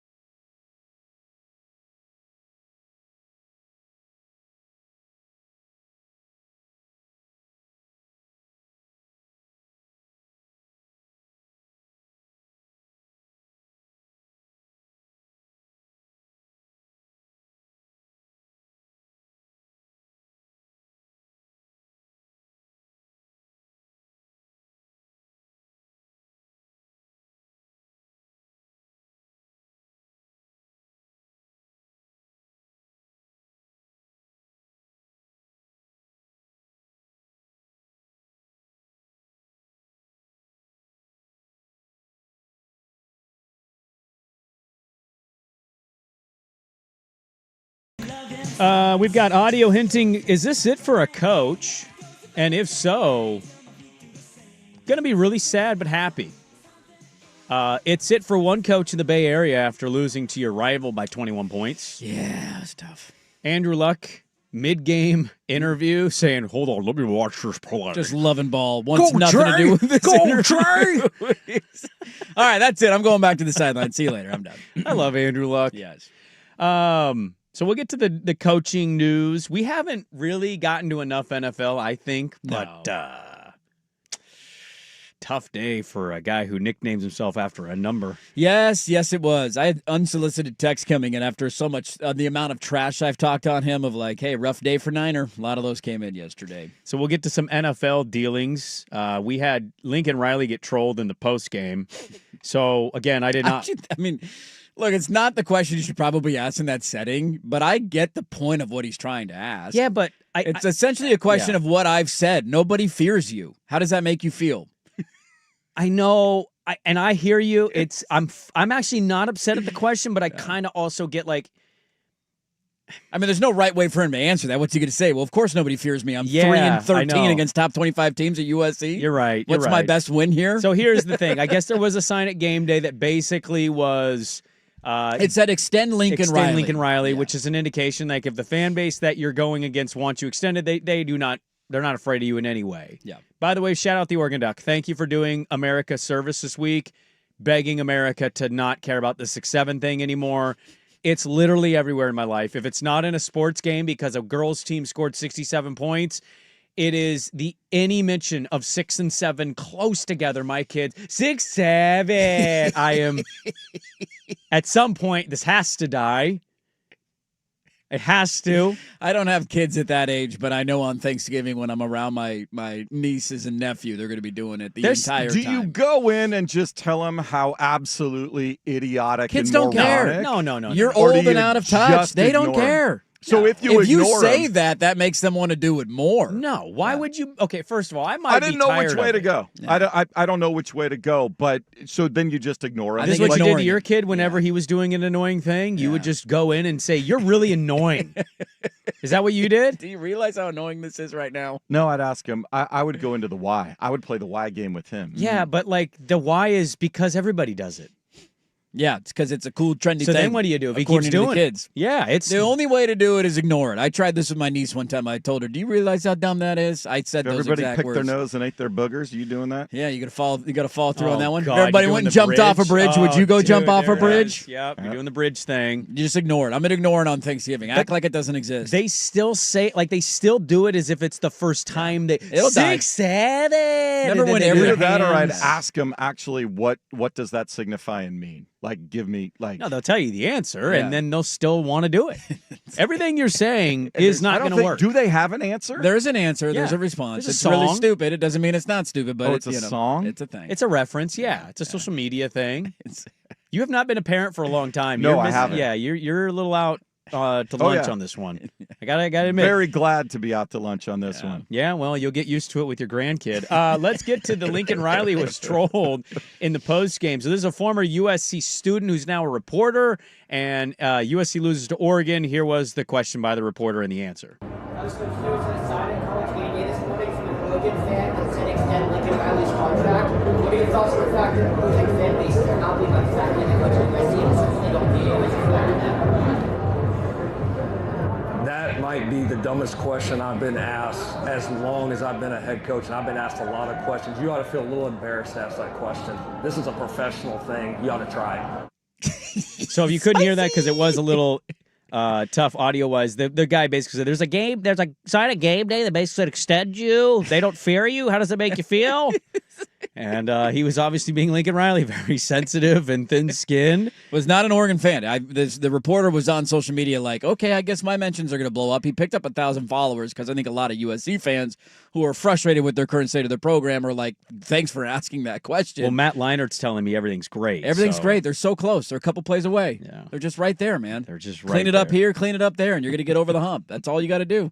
I have a really hard time with them. I understand and acknowledge that they've gotten better this year. We talked about them last week in this way. Like, winning against Iowa is probably a game the last 2 years that they lose. Like, when you win 6 games, it's pretty easy at USC to be, we've gotten better this year. Right. You've beaten it by 2 games. You've yeah, gotten 2 there games you go. better. And they're probably going to blow out UCLA this weekend, who, by the way, UCLA, we're not going to talk about it today. They rolled over and died. The worst fake field goal I have ever. Did you see the highlight of that? Where he tried the LSU toss over the head, and the Husky player was right there and ran it back for a touchdown? Dirt, that was the only way I watched the game was with the highlights. I was not having my Saturday night robbed by Washington, UCLA. That game was very ugly, and that was a hilarious moment. So they're probably going to blow out UCLA, but I go back to the idea that I talked about last week and flip the roles here. And if Oregon's best year under Dan Lanning was winning 10 games and going to the Pac-12 title in year 1, and then winning 7 and then 6 or whatever it was last year, and then 9-3 is now your high water mark that you're happy about. In year 4. Yeah. I would be incredibly frustrated as an Oregon fan, and I would say, what are we doing? Like, why is this taking so long? You would have been there, though, at 6-6. I would have been there. 6 would have pissed you off. And I get the difference is that Lincoln Riley had the track record coming in, and look how good he was at Oklahoma, but I love that question was asked. Probably not the most professional thing to do, probably not the right setting for it, but it did strike a nerve with him. And it made me laugh because it was the exact thought that I had last weekend. I had people telling me I shouldn't be so confident going into the game. The reason I'm confident is because I'm not scared of Lincoln Riley. I'm not scared of Lincoln Riley in big games. I don't think they're going to be able to win at the line of scrimmage. His teams are not tough. They roll over and die. They're bad on special teams. By the way, Iowa, the big win for teams, or the big, this is how we measure ourselves physically. They needed 10 points in the final minute 20 to beat Michigan State. Suddenly, Iowa not looking like that great of a team. Yeah. And so that's their big win this year is Iowa. Yes, or Michigan early in the year, who is not what Michigan has largely been. You're right. I forgot about the Michigan game, so I'll be fair. I'll retract that, but still. Again, the point is they're both at home, and so there's a difference between winning on the road, and there's a difference between doing it against teams who have talent composite rosters that can compete for national championships, which is what Oregon and Notre Dame have, and it's the only 2 teams that were on their schedule that had those level of rosters, and in both games, you flirted around a little bit, you scored early, and you're like, hey, all right, maybe their offense is going to hang around, and then you look up, and you're never really in doubt. Like, they're out physical. Even when Oregon was doing a lot of dumb stuff, and boy, did they do a lot of dumb stuff. How about a tight end quarterback sneak when we're running the ball for 5 yards a carry to get stopped on 4th down? How dumb was it? Like, there was a lot of moments in that game. Back-to-back plays, defensive pass interference, handing them an easy touchdown. They made a lot of mistakes even through all of that. There was never really even a fear in the second half that USC is going to find a way to get another stop and then another score because that's what it was going to have to take. And so, I get there's no right way for him to answer that question, probably not the right setting for it, but I'll just tell USC fan, and again, maybe this age is like warm milk out in July. That's how we all feel about USC. He's a brilliant offensive mind. You know they're going to be able to throw the ball on literally everybody they play. He's one of, if not the best developer of quarterbacks. He's always going to have good wide receivers. There is nothing else about USC that scares you. Do you think that kid's publication is going to make him write an apology email to Lincoln Riley? Lincoln Riley won't respond to or acknowledge ever existed? I would imagine so. I'll give the kid some credit. So I watched the entire Lincoln Riley presser, a lot of we're close, play here, play there. 2 powerhouse programs, heavyweight fight. Swear to God, he said the same stuff last year after losing to Maryland. All the same stuff. I'll give the kid credit. He asked another question. Yeah. He was like, sorry about that first one, and he just fired off another one. Did Lincoln answer? And he answered the question. Oh, okay. So kind of water under the bridge pretty quickly there. Buried the hatchet pretty quickly. We got some coaching news that happened in college and the NFL. We'll get to that. Should Dirt be scared about one move? Ooh. What's scaring me today? Well, the coaching carousel. It turns. We'll get to that next on The Fan. It's time for Who's Stinking It Up. Do not go in there. A sports lowlight, ripped from the headlines. We couldn't do diddly poo. Brought to you by Three Mountains Home Services. Schedule your appointment online at threemountainshomeservices.com. Confidence is always high, no matter what, because of the guys in that room, because of, the trust and faith in my abilities. And, it's just, we got to put things together. We got to keep putting days together, plays together. Yeah, there's 9. 9 was 12 of 19 for 87 yards, a 4.6-yard average, and 2 picks. And the Vikings score 6 points thanks to 55-plus yard field goals. There's just nothing in his brief time in the NFL that you can lean on as a Viking fan and say, all right, we can build off of this. Some of the numbers behind what he's doing are jaw-droppingly bad. And Like it's getting historically worse. awful, yeah. Getting worse every week. If you're wondering where Viking podcasts are, they're now wondering aloud, did Flores mess him up too much with his defense in camp? That's where Viking fans are at right now, potentially. Not a good day for 9. Who's stinking it up? Him and the Minnesota Vikings at Green Bay.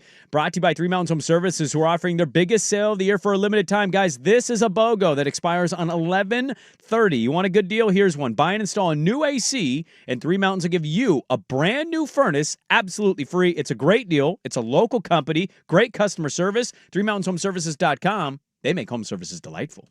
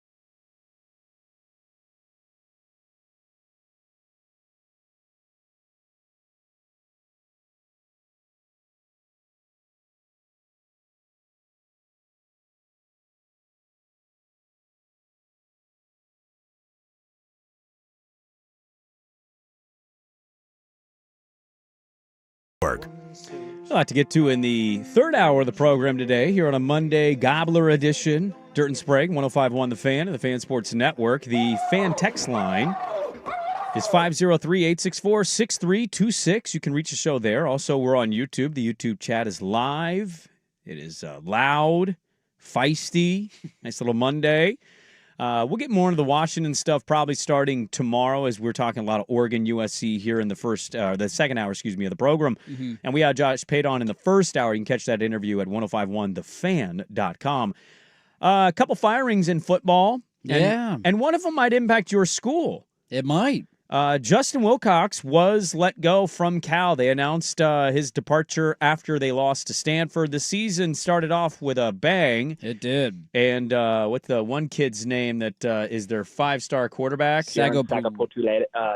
Well, whatever. Yeah, well, whatever. After the nice start, it's kind of crumbled. Now, they're going to be a bowl team, but they lost by 21 points to Stanford. And we'll get to some audio at Stanford later on. But Wilcox fired after 9 seasons at Cal. Yeah, I mean, you look at Cal and his run there. I don't know if any coach in the country was more impacted by COVID and when it happened and how it happened there and limitations and when they could practice, and it kind of lingered for a couple of years. NIL portal stuff. Has been, it just, things kind of spiraled. And that's the tough part for Wilcox is I felt like if you went back to like 2019, that was a team that was trending in the right direction, and then it all kind of crashed down, and they haven't been able to regain that. And so I think he's a tremendous coach. I don't know about an elite level Power 4 head coach. That was a whole debate before Dan Lanning was hired. Do you go with the local kid? Remember, his name was the top of the list for a lot of former Oregon players and people around that program that wanted to bring somebody to home to run the team.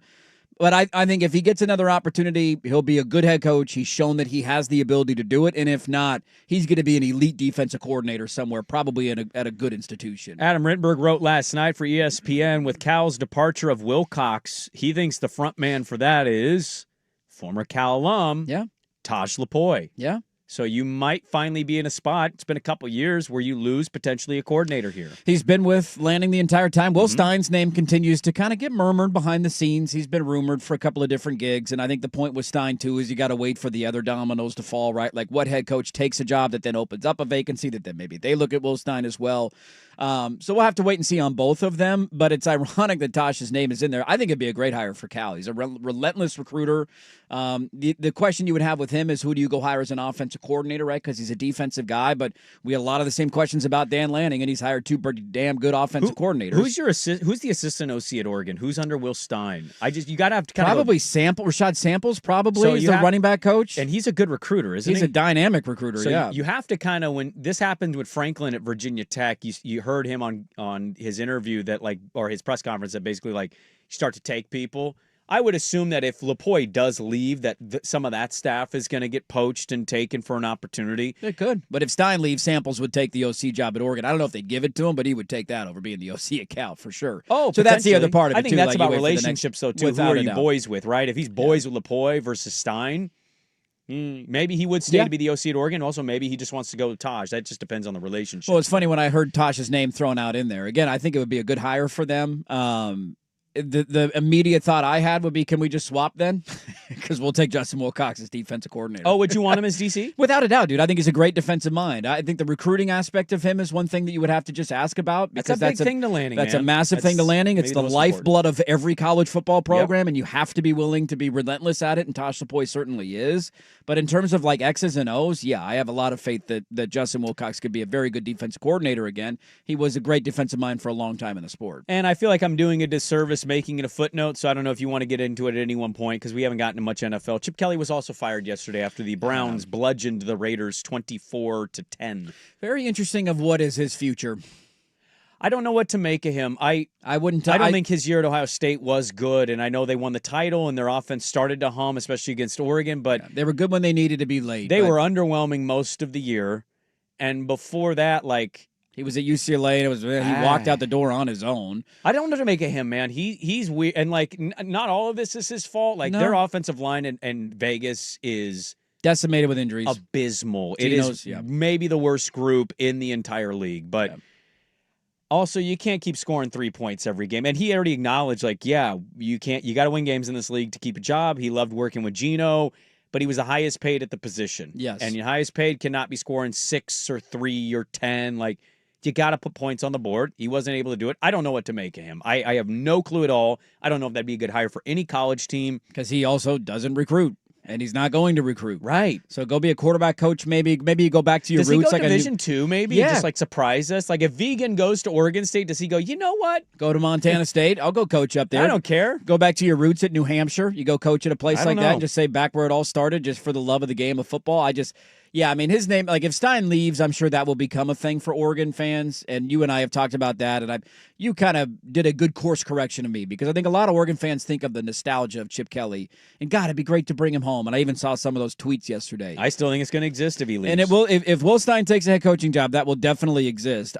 He's not a recruiter, man. No. You have to be willing to do that at the highest level. It's great to have an X's and O's mind. And I still think he knows offensive football. Their shortcomings this year are not all on him, but if you're not willing to recruit relentlessly, you're not a long-term plan at offensive coordinator, and I don't think it would work out. I think he would have stayed at Ohio State if he liked college, but he clearly went to the NFL for a reason. Yes. So Chip Kelly fired, Wilcox fired. We have a lot more to get into in the third and fourth hour of the program. Hour number 3, Dirt and Sprague, 105.1 The Fan and the Fan Sports Network.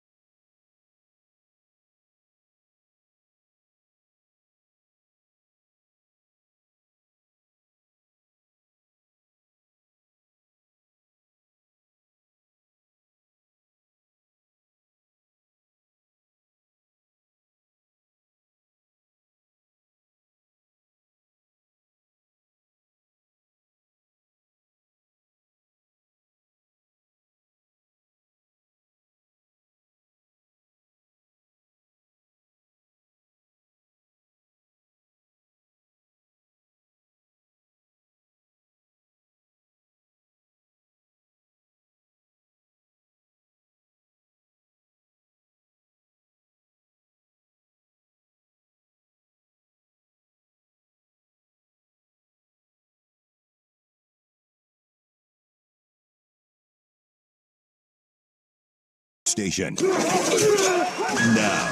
Now, from the George McCoy and Warren Allen Sports Desk, a Sports Center update on the Fan Sports Network, 105.1 FM and 1080 AM. First on the Fan, Oregon rolled USC 42-27, impressing the AP voters and moved them up 2 slots to 5th in this week's poll. Will the playoff committee see it the same way when their new rankings get released Tuesday afternoon?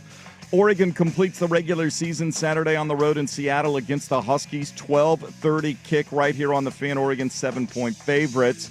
Blazers still don't have Shaden Sharp, Drew Holiday, Robert Williams III available. They fell behind by 21 to the Thunder in the first quarter. Never were in it in OKC, 122-95 the final. Portland will try again tonight in Milwaukee, taking on the Bucks without Giannis Antetokounmpo. It's a 5 o'clock tip on KUNP Xfinity Channel 1016. Bucks 1.5-point favorites. Monday Night Football's in the Bay. Panthers visiting the 49ers. Carolina with the win takes over first place in the NFC South. The Niners with the win stay in wild card position. 5:15 kick on ESPN. San Francisco a 7.5-point favorite. More sports scores and stories in 30 minutes. Jason Swigart from the George McCoy at Warren Allen Sports Desk. Hurt missing work. Insurance companies acting like jerks. Don't call your mom. Call George McCoy at warrenallen.com. Your home for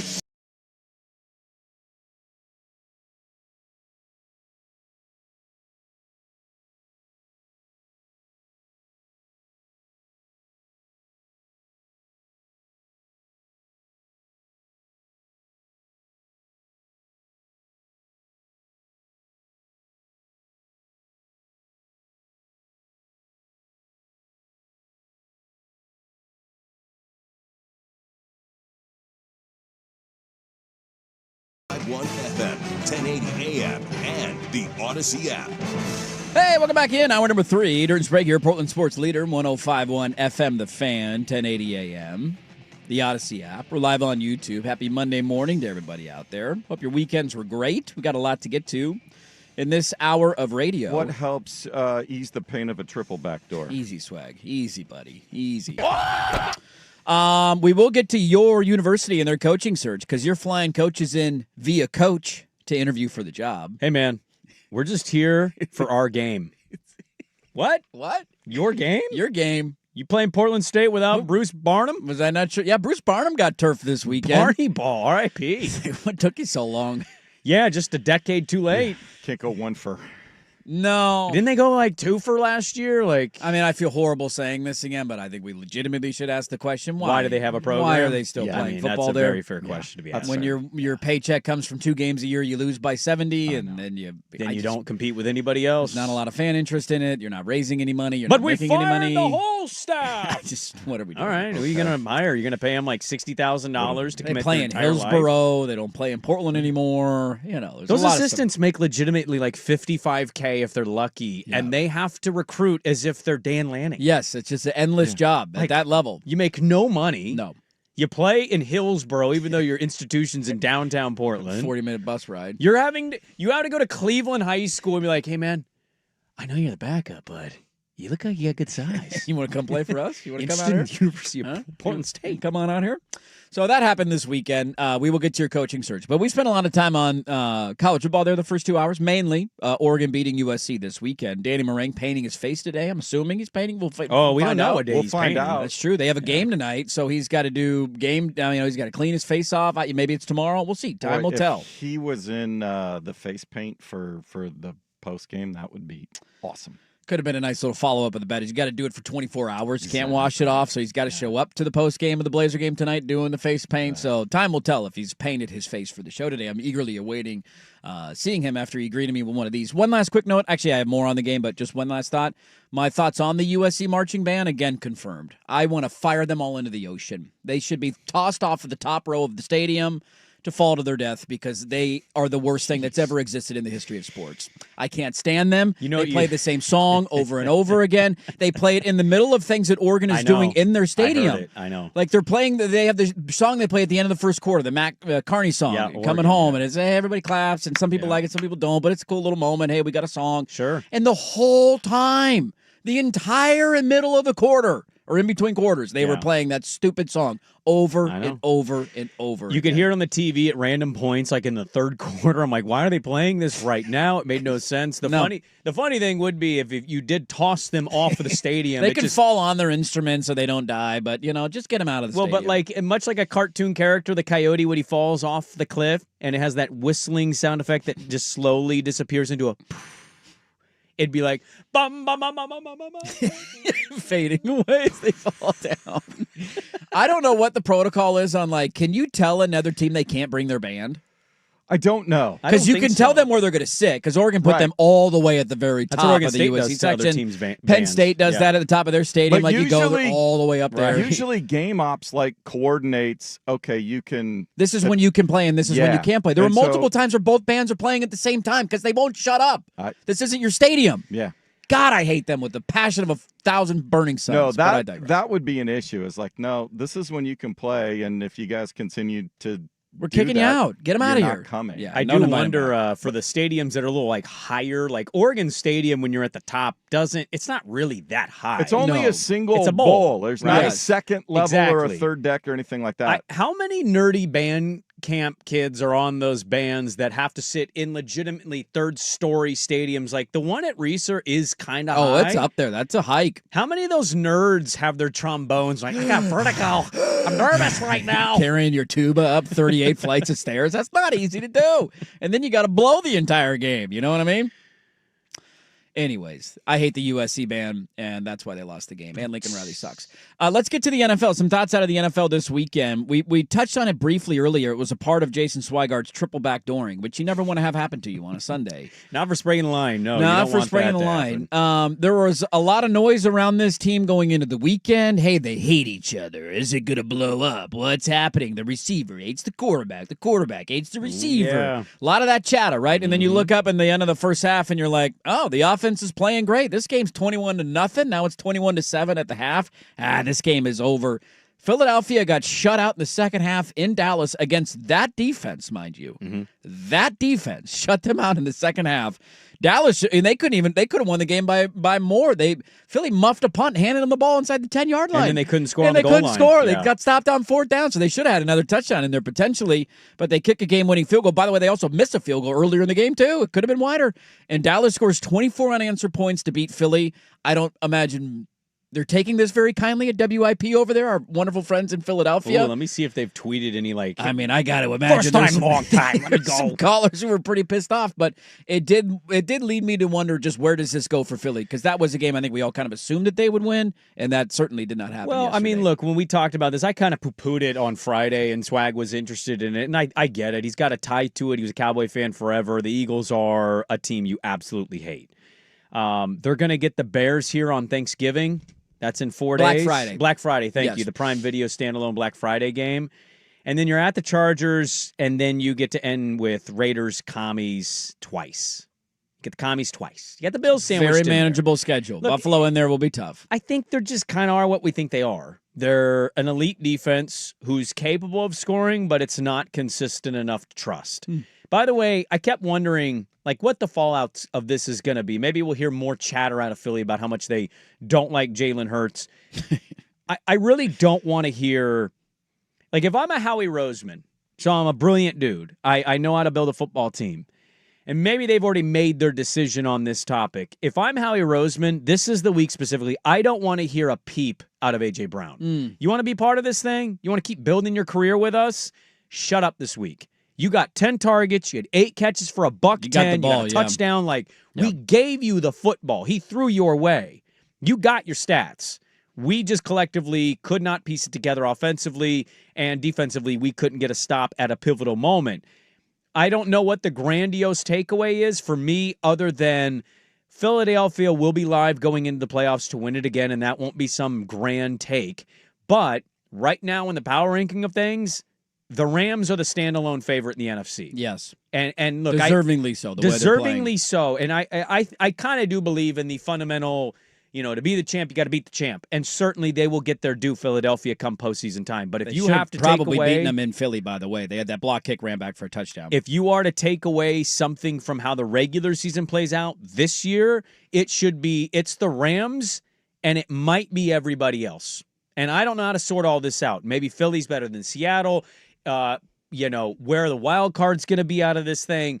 I don't know how to sort it out other than to tell you I think the Rams have deservedly earned they are the team to beat in the NFC going into the playoffs, and the Eagles will certainly have their chance to defend their crown.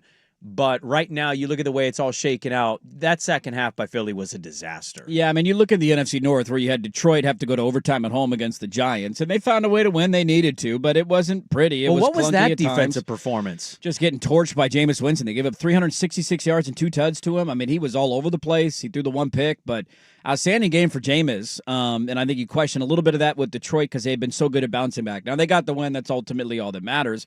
I think you say the same thing in reverse for Green Bay, and we'll get to that game in a moment, but Jordan Love in that game had 139 passing yards. They won the game, but it wasn't really, That was ugly. Wasn't really anything that Jordan Love had to do. One other team that we talked a lot about last week going into the weekend, and we can carry a little bit over, but I told you I had the hammer in one hand, I had the nail, I was holding the nail in the other hand, and I was giving it a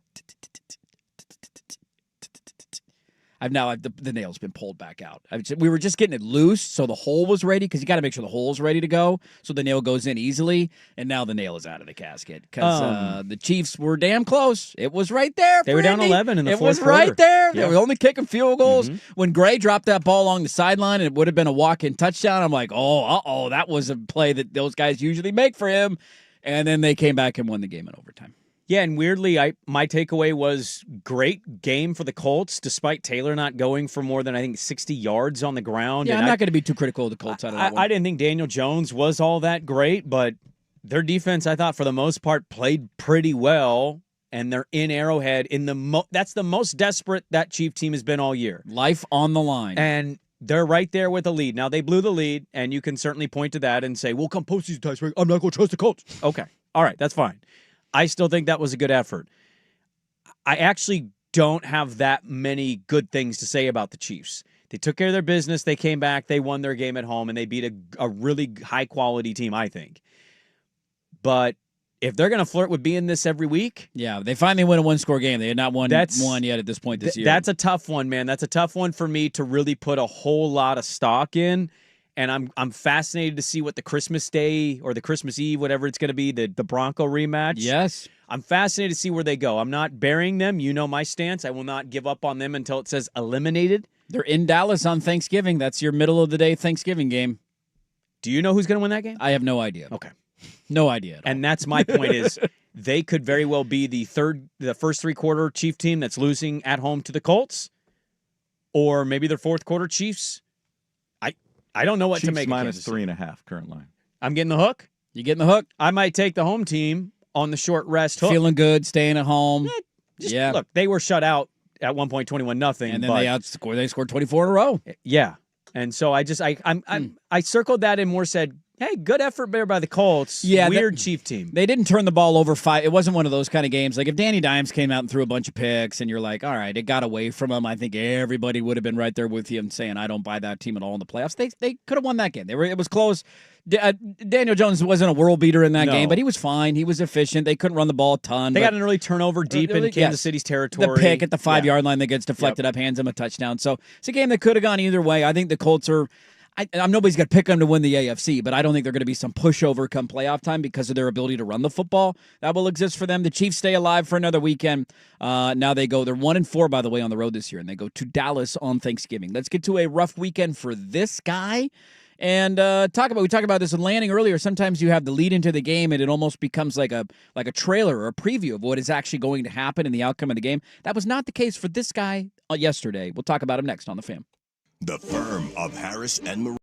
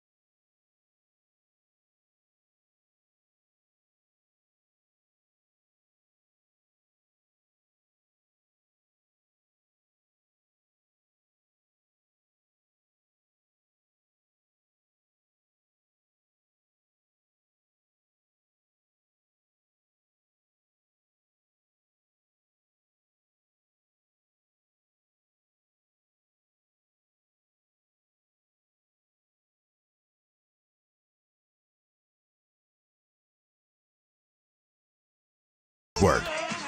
All right, we get into the Oregon State coaching search. What are the online markets saying about who the front runner is to be the next head coach? You guys good to go hire Chip Kelly? You want Chip Kelly? No, we might be going Casa Diablo. It's a good poll for anybody who can get it. Yep. Look, I'm sometimes hard on athletes, and sometimes I'm wrong. Sometimes I'm critical, and they end up making me look like an absolute idiot. Other times I'm critical, and you watch the game and you think, God, that guy really does suck. And that happened to me this weekend.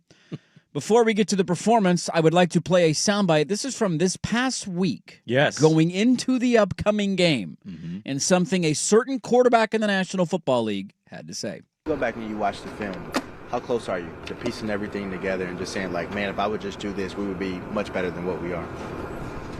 I feel like, for me, I kind of make the analogy of just like, a cork about to come off a bottle. Just understanding that it's, 1 to 3 little things that I need to change about my game that is going to make a huge difference in the outcome of every single drive in the game. So, yeah, I feel like it's really close, but it all comes down to the consistency of. Well, that cork got popped, and that cork went 12 of 19 for 87 yards and 2 interceptions this weekend. Yeah, he threw a sick out pass to Jefferson. Sick out route, dude. Justin Jefferson's numbers are cratering because nobody can throw him the football. I know. I traded him in fantasy, as stupid as that sounds, because his numbers have been terrible. The Minnesota Vikings went on the road to Green Bay, and I just gave you J.J. McCarthy's stat line. They couldn't score a touchdown in the game. They had 4 drives, had the ball 4 times in the second half. You want to know what they did? 3 and out, gained 2 yards, punt. 3 and out, lost 12 yards, punt. Yep. 3 and out, lost 17 yards, punt, and an interception on the first play. If you're keeping count at home, at one point in the second half, they had like negative 30 total yards of offense in the second half of the game. Yeah. And Green Bay did next to nothing offensively, but they didn't need to because this is quickly turning into a disaster for the Vikings. Yeah, and they needed like a 57-yard field goal from Reichert in Green Bay conditions to go through to get to 6 points. Yeah, just to kick their second field goal. That was almost early. a 60-yard field goal they needed that cat to kick. So, like, that doesn't even – their field position was terrible. They are interesting going forward. They're not a good football team. So, like, their season's done. They're not going to make the playoffs. We know that about them. I don't want to devote too much time. He is exactly what you have said. This was brought up during camp, though. There were people leaking, whoever you trust or don't trust in the media landscape. Not everybody's right with their sourcing and reporting 100%. There was a national radio guy that used to be on our station that was saying there's noise out of Minnesota that this is not good. Not looking good right now. And they poo-pooed it. And then the Bear game happened where he was terrible for most of that game. And then they got some stops because Flores is a genius. And they scored, 24, 23, whatever they ended up doing to win that game. They were getting dominated the whole game and then came back late. And it was suddenly like, oh, look at this guy. Look at this guy. And he's been nothing but bad sense. And to say that you're a cork ready to pop going into Lambeau Field where Green Bay's defense can be good and score 6, I mean, I don't even know if I want to give you credit for 6 points because you didn't do anything. You threw for sub 90 yards and 2 picks.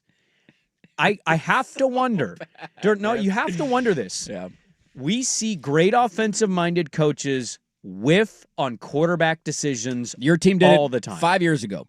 They did it, and they've learned their lesson. They found a guy that they like.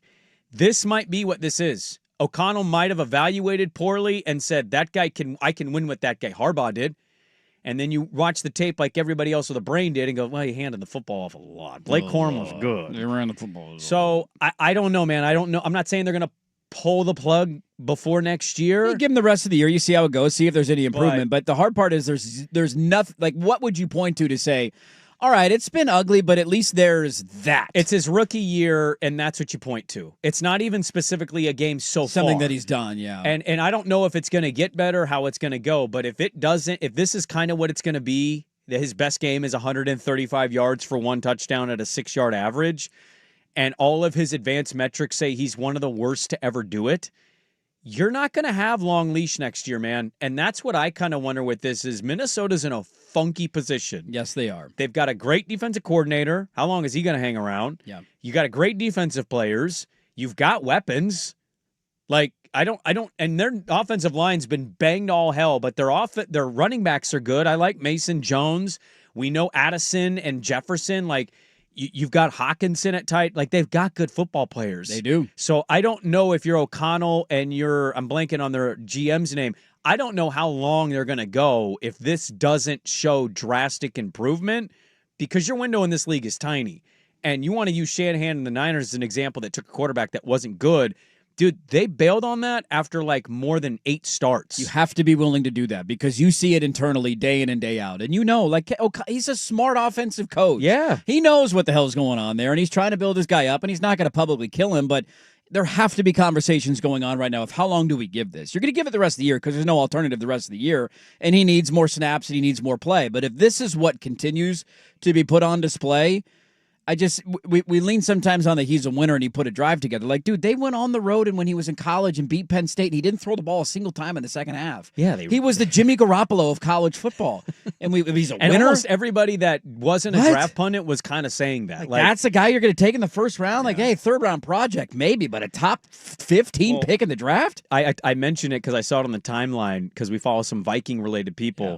Like, some of these podcasts today are saying, like, Flores' defensive aggressiveness in camp might have wrecked his mechanics. And I'm like, dude, when you're having to do that kind of spin of why this is this way, maybe that kind of tells you what you need. If he's a franchise quarterback, are we wondering about Drake May? Of how aggressive was Vrabel's defense this summer against Drake May? No. Yeah. You either have a franchise guy or you don't, or you got something to build on at least. You can have questions about a lot of quarterbacks, right? But this is next. This is Ryan Mallett, Ryan Leaf bad. They track at Pro Football Focus. They track, the stat is probably just on-target throws or whatever. Essentially tracking the number of passes that you throw that are catchable balls. So they're just tracking when do you put it in the radius of where a guy that you're throwing it to can make a catch, right? And Drake May right now is number 1 in the NFL, and they won again this weekend. And New England continues to pile up wins and probably run away with that division. He's somewhere, I want to say, in the 75 to 80% range, and that's number 1 in the league. Mm-hmm. The league average in that stat is just shy of 70%. It's like 68 to 69%. I think I saw this weekend when I was looking through the numbers. So that's, all right, about 7 out of 10 throws you're putting in a catch. Every once in a while you throw one away or, a turf one or maybe you overshoot a guy, whatever. About 70% is the league average. After this game this weekend from J.J. McCarthy, he is now, of all the qualified quarterbacks, he is dead last in the NFL. Mm-hmm. The number of throws that he is making that are on target and catchable is 45%. Again, Drake May is at nearly 80%. Yeah. That's almost cut in half. I think and they're both second-year guys. I mean, he's having an unbelievable year. So you say, well, don't compare him to that. Just compare him to league average. You're 30% almost below what league average is. To be at 45% of catchable balls as an NFL quarterback, that's embarrassingly bad. And if you're that inaccurate and you're not seeing the field the way that you need to, there's not a lot of recipe there to turn that thing around. That was a disaster for them this weekend. I didn't go well. One other quick NFL note. We got some more leftovers to get to in the final hour of the show. By the way, I know these defenses are good when they're playing well, but it's not like the other side of that. Not like Jordan Love was lighting it up either. No, it was not. That's a whole nother conversation, and you know how I feel about Green Bay. They are just a weird, funky team right now. Really weird. Capitalizing on wins against teams that they should beat. They should beat Minnesota, and they took care of it. Mm-hmm. From where dirt was right to where dirt was wrong, to steal an old Colin bit. Sure. And I'm not wrong yet. I'm not going to die on the hill, but I will give them their flowers. I don't know how many fans of the team that we have listening to the show. The Bears keep doing it, man. They keep winning. They're 8-3.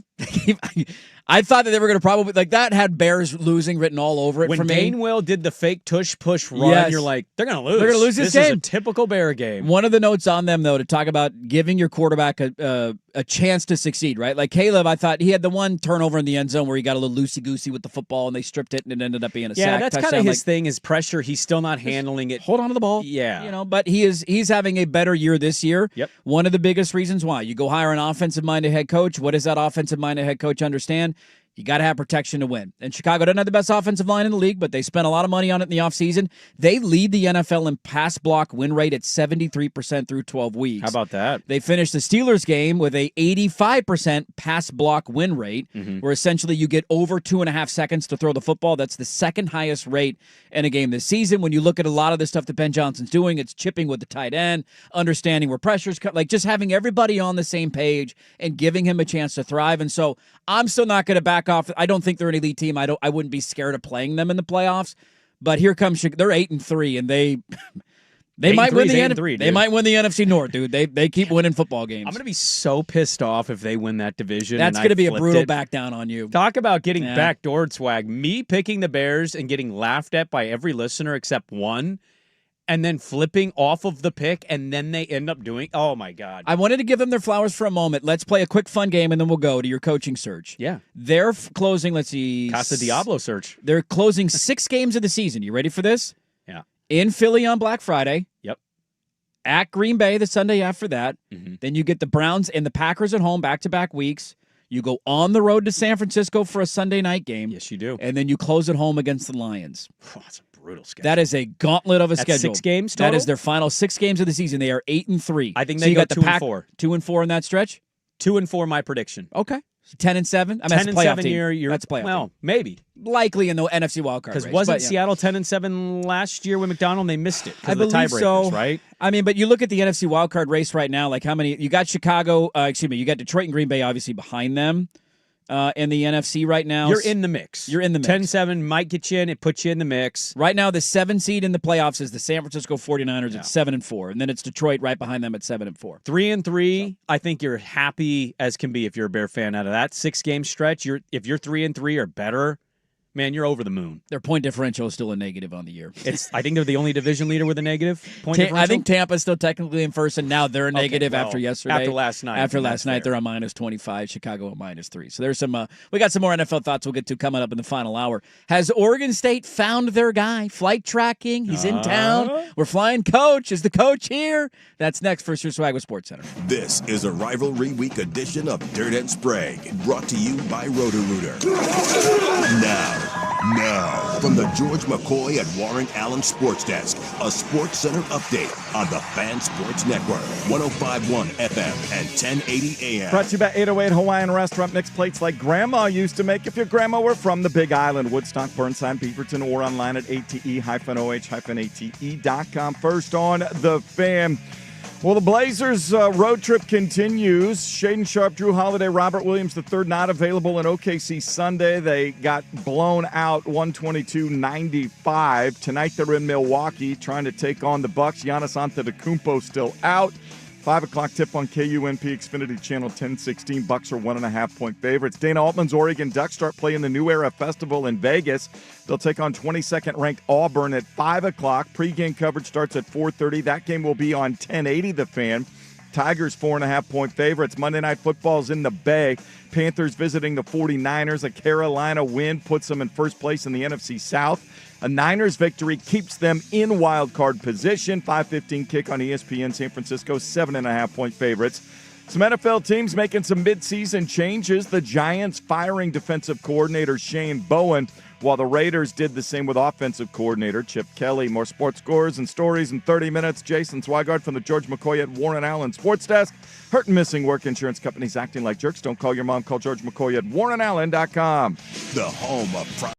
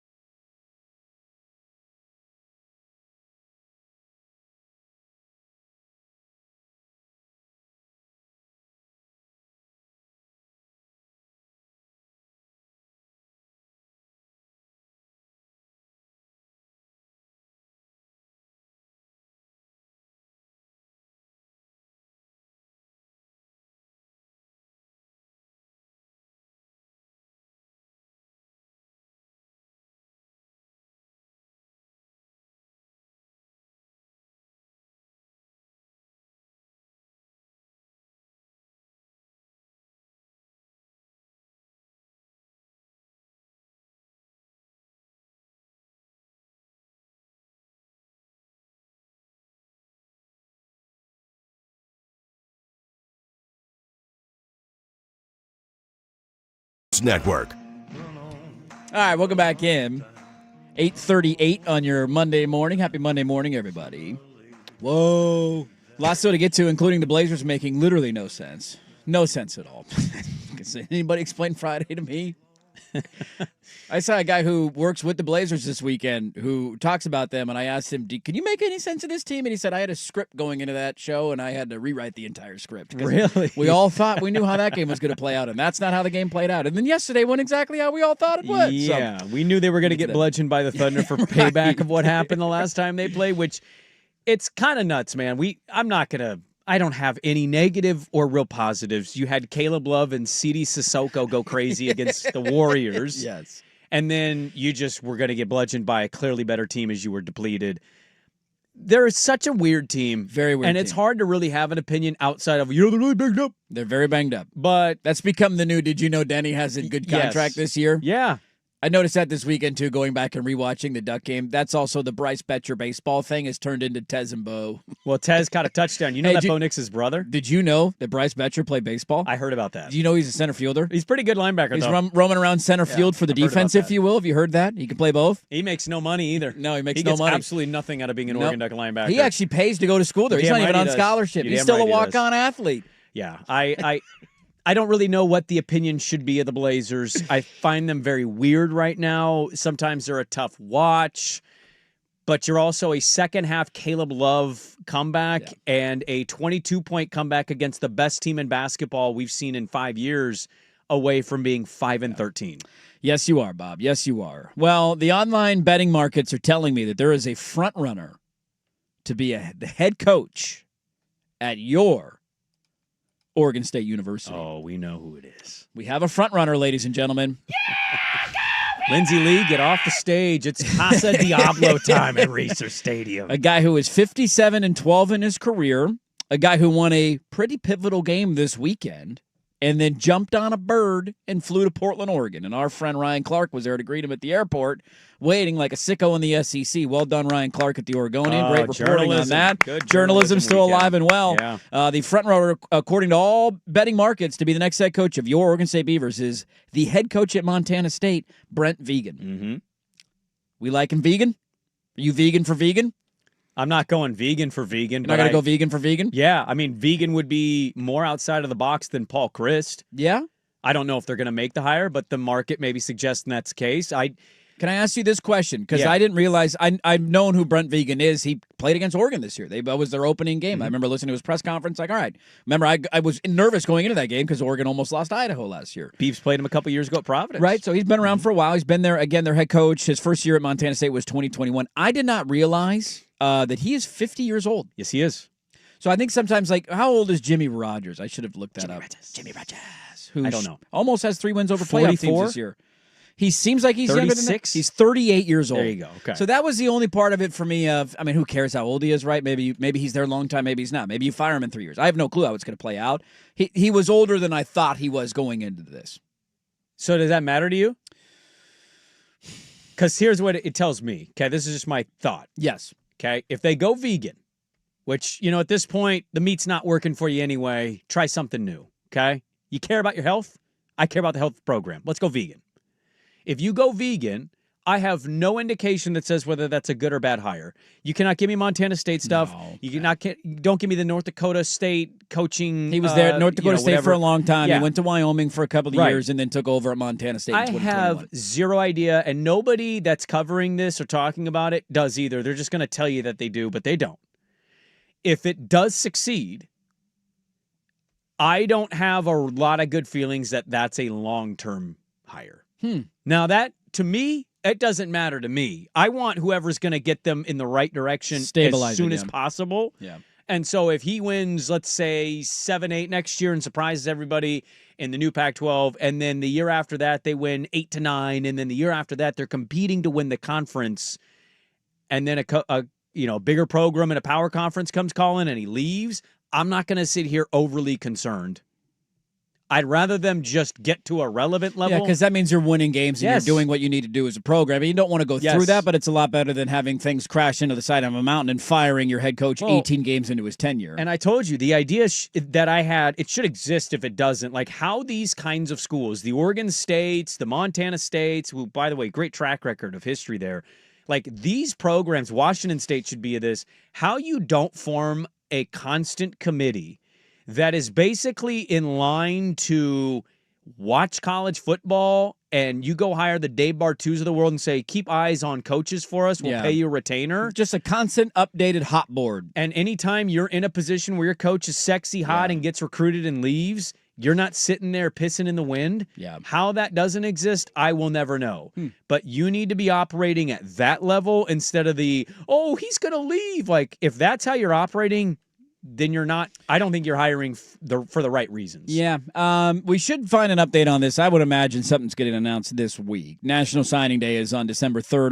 Oregon State's recruiting classes. If they horrible, have a Black right? Friday, Saturday, Sunday, Monday timeline, that wouldn't shock me. No, not at all. Now, the interesting wrinkle of this all was yesterday that Vegan's flying into town. He beats Montana. They win their big rivalry game. A lot of people thought game day should have been there this weekend. I didn't watch it, but it sounded like it was a great game, and Montana State won by 3. They're the number 3 seed, I believe, in the Okay, FCS going into the FCS playoffs. tournament. So he beats him. He flies into town. And then you get the update yesterday that Justin Wilcox got fired. And I don't know what that does for Beaver fans. I don't even know if he's interested in that job. I don't know if that's something he would want to do. I have no idea if he wants to jump back and be a head coach right away.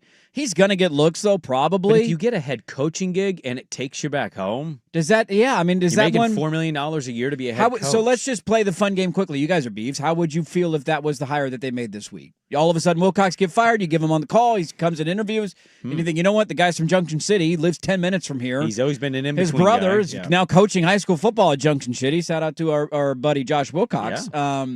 Would that get you going? Well, the voice of the Beavs is a duck. The head coach of the Beavs could be a duck. I mean, The rivalry me thing going. is one thing. Like Wilcox coached at Washington for years. Dirt, the hard part of this is die hard, like live and breathe every second of it, are probably going to have a stronger emotion than I. Like, get me going. I don't know who the hires should be. Yeah. Right? Like, I'm open-minded to a first-time head coach, a guy that's coaching at a lower level. Hell, I'm not a big Paul Christ guy, but if he gets hired, I'm on board. Get me going's a hard thing to say. fair. That's fair. But is Wilcox, is he capable? Absolutely. Yeah. Absolutely. The biggest thing I'm concerned about is if you bring in somebody that's been at a Power 4 program to come in, how long will they be tolerant of not having the resources they believe a power program should have versus if you go the vegan route who's been at the FCS level and he understands being scrappy and resourceful and all of those things. More with less, if you will. Yeah. Is that more conducive to where the Beavers are at this current point in time? That's what I don't have a good feel for. So that's a good point. I would also say, did Wilcox kind of have to deal with that at a lower Power 4 some of that at level Cal of, for sure. No, that's we it. don't have There the was some budget. of that And that's what you have yeah. to go through the interview process to see where their heads are at or understanding and get a feel for. But is it 6 months into this thing, are you going to be griping and moaning or asking me for, a whole bunch of raises for your assistant coaching staff and the recruiting budget and all of these things that we told you in the interview process we don't have in place right now? Yeah. That's what you got to avoid. I just don't know. I don't think he came here for his first interview. And that's kind of what it seemed That's like why the this seems a little indication more- was. yeah. I that felt like second interview with Booster, AD, president, hey, all right, now everybody gauge how we feel about this guy. I think the Which reporting is why was he's a favorite. that the coaching committee did interviews. Yeah. And then they passed along names, and now the names get to interview with the athletic director. Now, Scott Barnes The is in athletic the mix. director or the gal whose email the athletic director put on his email contact She's probably list? in there. She'll take notes on the meeting. Okay. She's there. All right. So there's your latest on the Oregon Well, State coaching search. Is it too late in the process, to go to Wilcox? Can you call the committee back? Have they already disbanded? Is the committee still there? What about your coaching search firm? Are they still around? Are you still getting your 2-1 buy one get one free deal from them? Can you call up Wilcox and get him in front He of was that supposed committee? to be the duck coach, and now he's going to be the beef coach? It'd be pretty wild if he ended up Yeah. in Corvallis, man. So he got turf. We'll see how that if it shakes up the plans at all. Let's do some college football fun with Adi, and we'll do that coming up next on the Fam.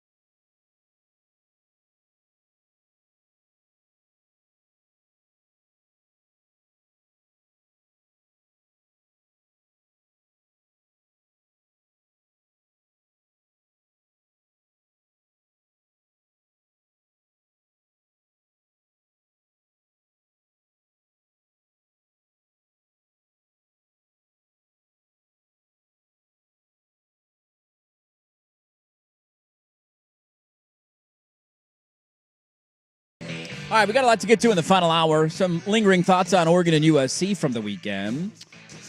Blazers went 1-1 over the weekend, and they're back in action tonight. So we'll dive into that a little bit. Some leftovers in the NFL as well. Yeah, we have a quarterback do something as a rookie for their franchise for Yes. the first time since '95. How about that? Before we do any of that, though, kind of a shorty here, if you will, an Andy Dirt Johnson, as Sprague likes to call it. A Diet Johnson. A Diet Johnson. How about some fun with audio out of the college football world? Well, one of these not a ton of fun. Did you guys catch the Utah-Kansas State game on Saturday? Were you keeping an eye on that one? I missed most of it, but I kept Okay. an eye on it, and then I turned it on at the pivotal moment. It's tough timing for me Kansas State because it was up a little bit in this game. It was same time as the Oregon USC game, so I didn't get a chance to watch it live. But then I'm driving home, and I got out of there pretty quickly after Oregon went up by 15. I'm like, all right, this game's over. And I hit the road, and I turned on. I listened to the end of the Oregon game, and then when that game was over, I flipped over. I was watching the Utah-Kansas State game, had the phone going. Mm-hmm. And Kansas State had 300 rushing yards in the first half. They had Utah on the complete ropes, couldn't convert a first down late to ice the clock. Utah gets the ball back. Dampier scores a game-winning touchdown. So Utah's playoff hopes are still alive as a two-loss team. But we have asked questions about their head coach for a long time, and a lot of Utah fans are inferring based on this that this might be it. So let's do the, you know how they do those like body language readers on the news? What was their body language like? Let's read the tone of voice here from Kyle Whittingham. Is this it for him at Utah? Just so happy for our seniors to be able to go out with a win, their last opportunity in Rice Eccles. Excuse me, when I think about our seniors, I get emotional, so I apologize. But it's just so awesome for them to be able to have that experience. What do we think? Reading the tea leaves here. We've been able to interview Kyle a couple times, once in person, a One of couple the over the phone. nicest dudes out there. Legitimately on and off, super genuinely nice guy. I cannot tell you, though, if he got emotional last year during senior day. I can't either. That was my contention, too. If we found a press conference from the last 2 to 3 and it's him, like Cam Rising, right, as tough as that was career-wise to end, I'd imagine if you're emotional every senior day, that's one that's like, in Cam, and then you get choked up because he's been there for.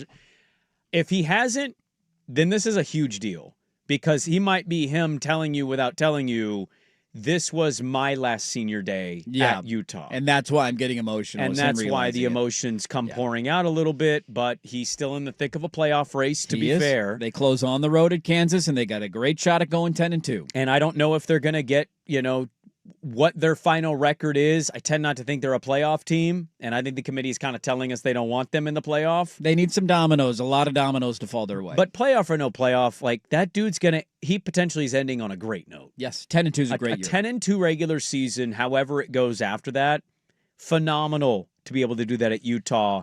You have to wonder where they go post Whittingham, but that's interesting. If the emotions are there consistently, then this is a Kyle as usual. If that was choked up and hasn't been really choked up when talking about past senior days, I think there's a lot of reading the tea leaves there. One other fun with audio out of the college football weekend. So we just mentioned Justin Wilcox got fired. They lost to Stanford. It was what do they call it? The Battle of the Axe or the Golden Axe? Yeah, the students passed the axes from the loser to the winner. Hilarious visual. And talk about a loss, man. This is not a loss you should have, let alone by that margin. So in the middle of the game on the Cal and Stanford played on the ACC network this weekend. Just contemplate that for a moment. In the middle of the game, they're interviewing Andrew Luck, who is the GM behind Stanford football.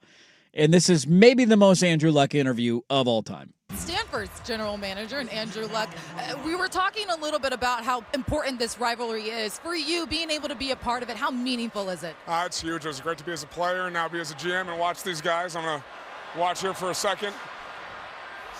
Oh, ball! Go, Jay, go! Go, Jay! Go! It's so good. Wait for the end of it. Yeah, there's a lot of fans there.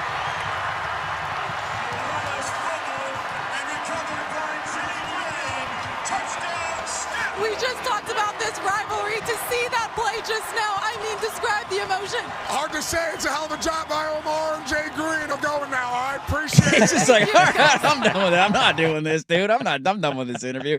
Ball. The most Andrew Luck interview of all time. Now, good to hear from him. He should just be their head coach. I don't know why he's not.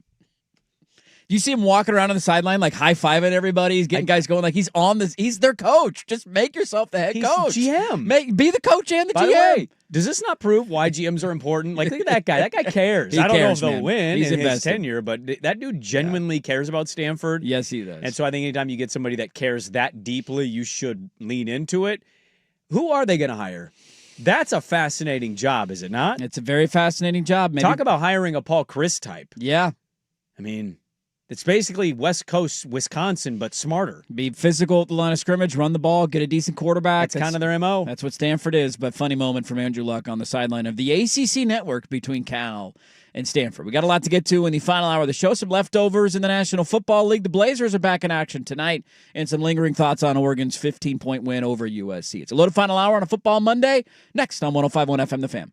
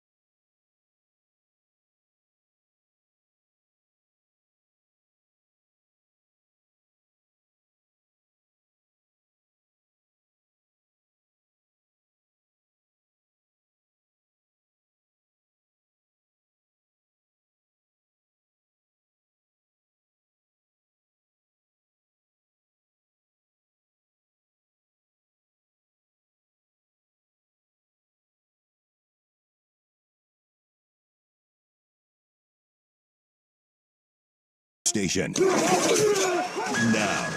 Now, from the George McCoy and Warren Allen Sports Desk, a Sports Center update on the Fan Sports Network, 105.1 FM and 1080 AM. First on the Fan, the Ducks 42-27 win over USC. Impressive enough to vault to 5th in the latest AP Top 25 college football poll. Now, will the playoff committee see it similarly when their new rankings are released on Tuesday? Oregon finishes the regular season Saturday in Seattle against the Huskies. 12:30 kick right here on the Fan. Oregon 7-point favorite. Elsewhere in college football, the Cal Bears fired head coach Justin Wilcox before their season finale against SMU after 9 seasons. Nick Rolovich will serve as interim head coach. Blazers trying to turn the page after getting housed at OKC Sunday. They're in Milwaukee to face the Bucks, who still have Giannis Antetokounmpo out. 5 o'clock tip on KUMP Xfinity Channel 1016. Bucks are 1.5-point favorites. Dana Altman's Oregon Ducks start playing the New Era Festival in Vegas. They'll take on number 22 Auburn, 5 o'clock tonight. We'll have pregame coverage at 4:30 on 1080 The Fan. Tigers 4.5-point favorites. And Monday Night Football's in the Bay. Panthers visiting the 49ers. The Carolina victory puts them in first place in the NFC South. A Niners victory keeps them in wild card position. 5:15 kick on ESPN. San Francisco, a 7.5-point favorite. More sports scores and stories in 30 minutes. Jason Swigard from the George McCoy at Warren Allen Sports Desk. Hurt missing work? Insurance companies acting like jerks. Don't call your mom. Call George McCoy at warrenallen.com. Sports Saturday.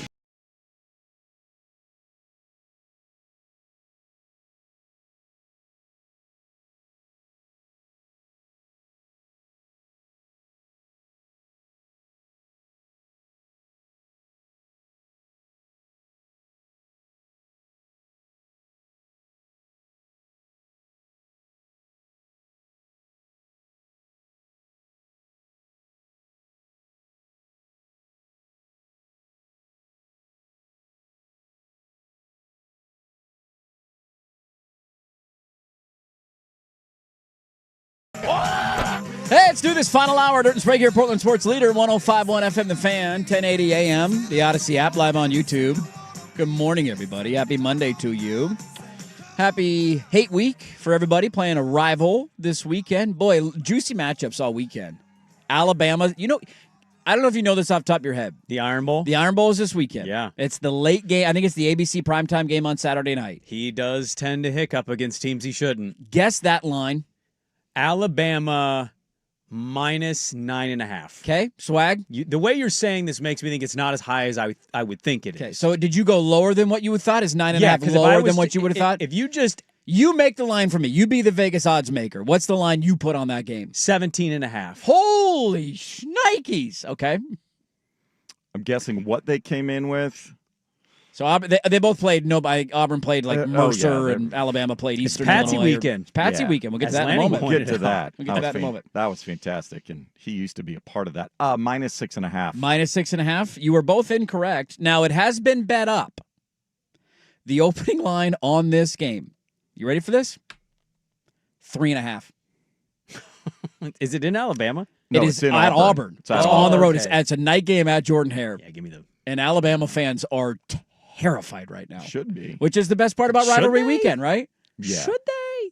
The last time they were there, remember, they should have lost the game. In Nick Saban's last year, they had to convert that touchdown. That Auburn team sucked, and they converted like a 4th and 30 in the back of the end zone to win the game. I mean, I get it. So I heard that, though, yesterday, and I'm like, wait, what? What's your line? I would have said 7.5. No, what's Oregon Washington? Oh, I saw 6.5. I think. Are you shaking in your boots? I mean, it's a rivalry game. You're always nervous. So yeah, you're there's a lot shaking on in the your line. boots? I don't know if shaking in the boots is the right terminology. I assume Bama fan I'm nervous is. going into every game. That's just who I am as a fan.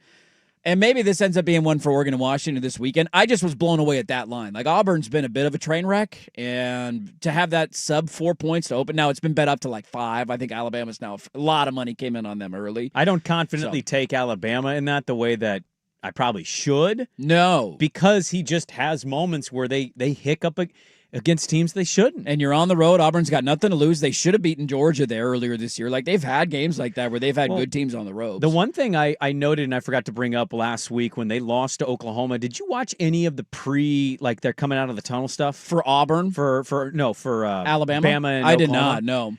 I don't know if he's been doing this all year because I've seen a couple of their games like from start to finish, but I noticed something about DeBoer in that game that I hadn't really seen. He came out fired up and was like punching the field goal post, like slapping it, like screaming in a way that I've not seen him act. That doesn't really seem like his style. Right. And I'm like, oh my God, they're going to try to open up a can today. And then Oklahoma proceeded to cause 3 turnovers and beat them straight up. And I don't know what to make of that line. That's well below what I would have guessed it. Now, 17 is probably too disrespectful in a rivalry weekend. Yeah. You know, I'll give Washington their due. They're at Washington. Anything can happen in these games, but your talent differences and where you guys are at this year, you should not If you're a squeak playoff by. team, you win the game, right? Like that's kind of what you say about Yes. a lot of these games. If you're a playoff team, you win the game. You find a way to win it.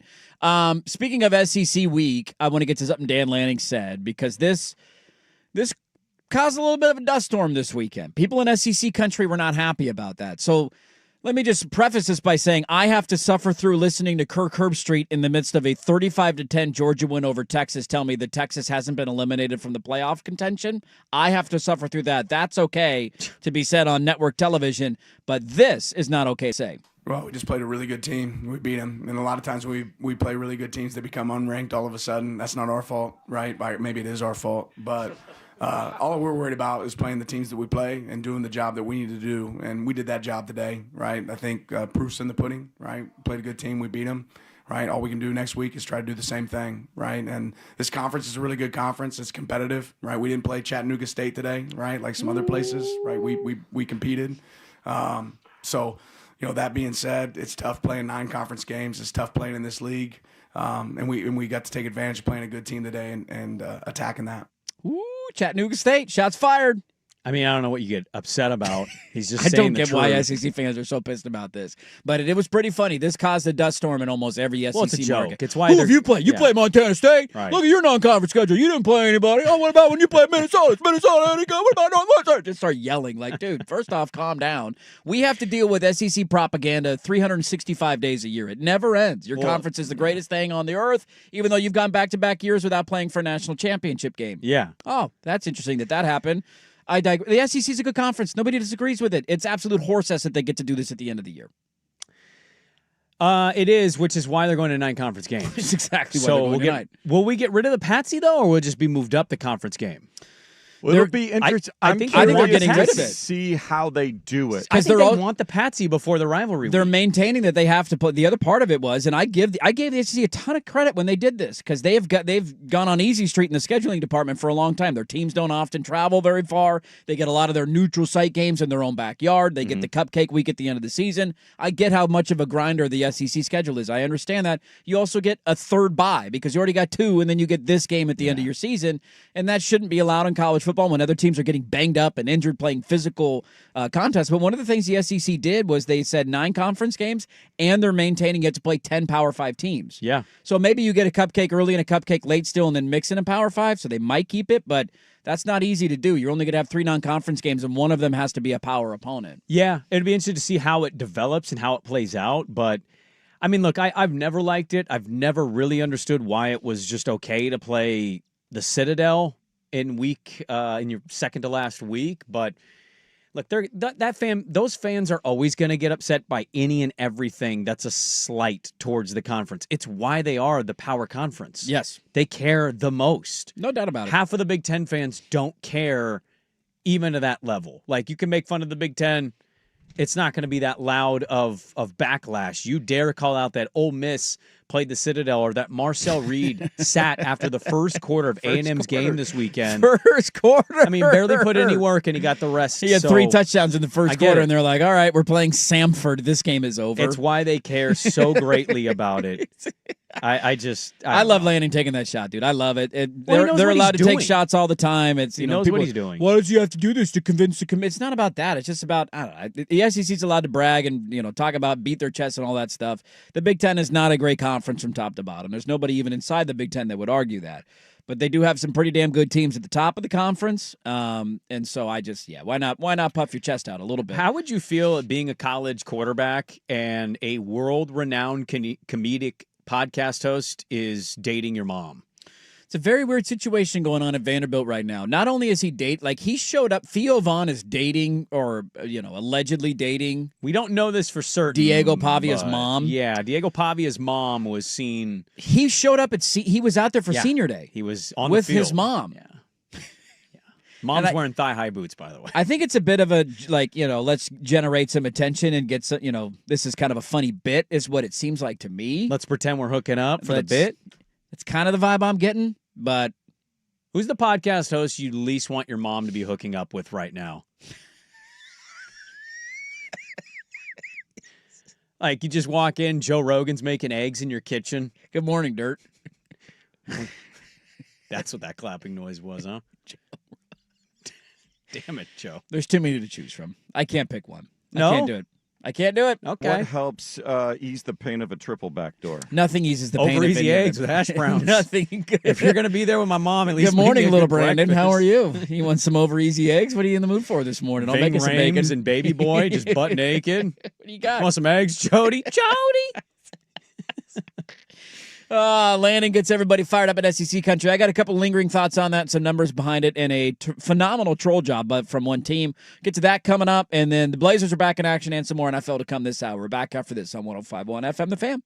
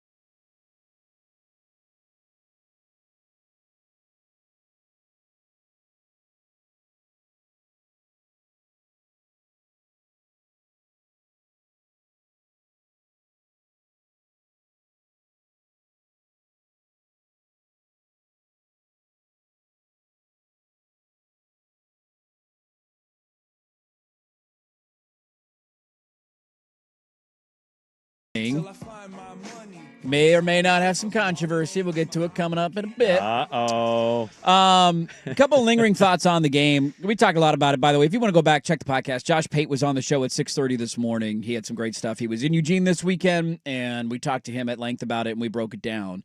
But a couple of things that we haven't talked about yet that I wanted to point out. Yeah. Dante Moore has been an interesting guy this year, right? Came in, it's all, let's joke about pick sixes. He's going to get benched after the non-conference slate. Okay, that didn't happen. And then he went through the ebbs and flows and the highs and lows of a season, right? Like he really struggled against Indiana.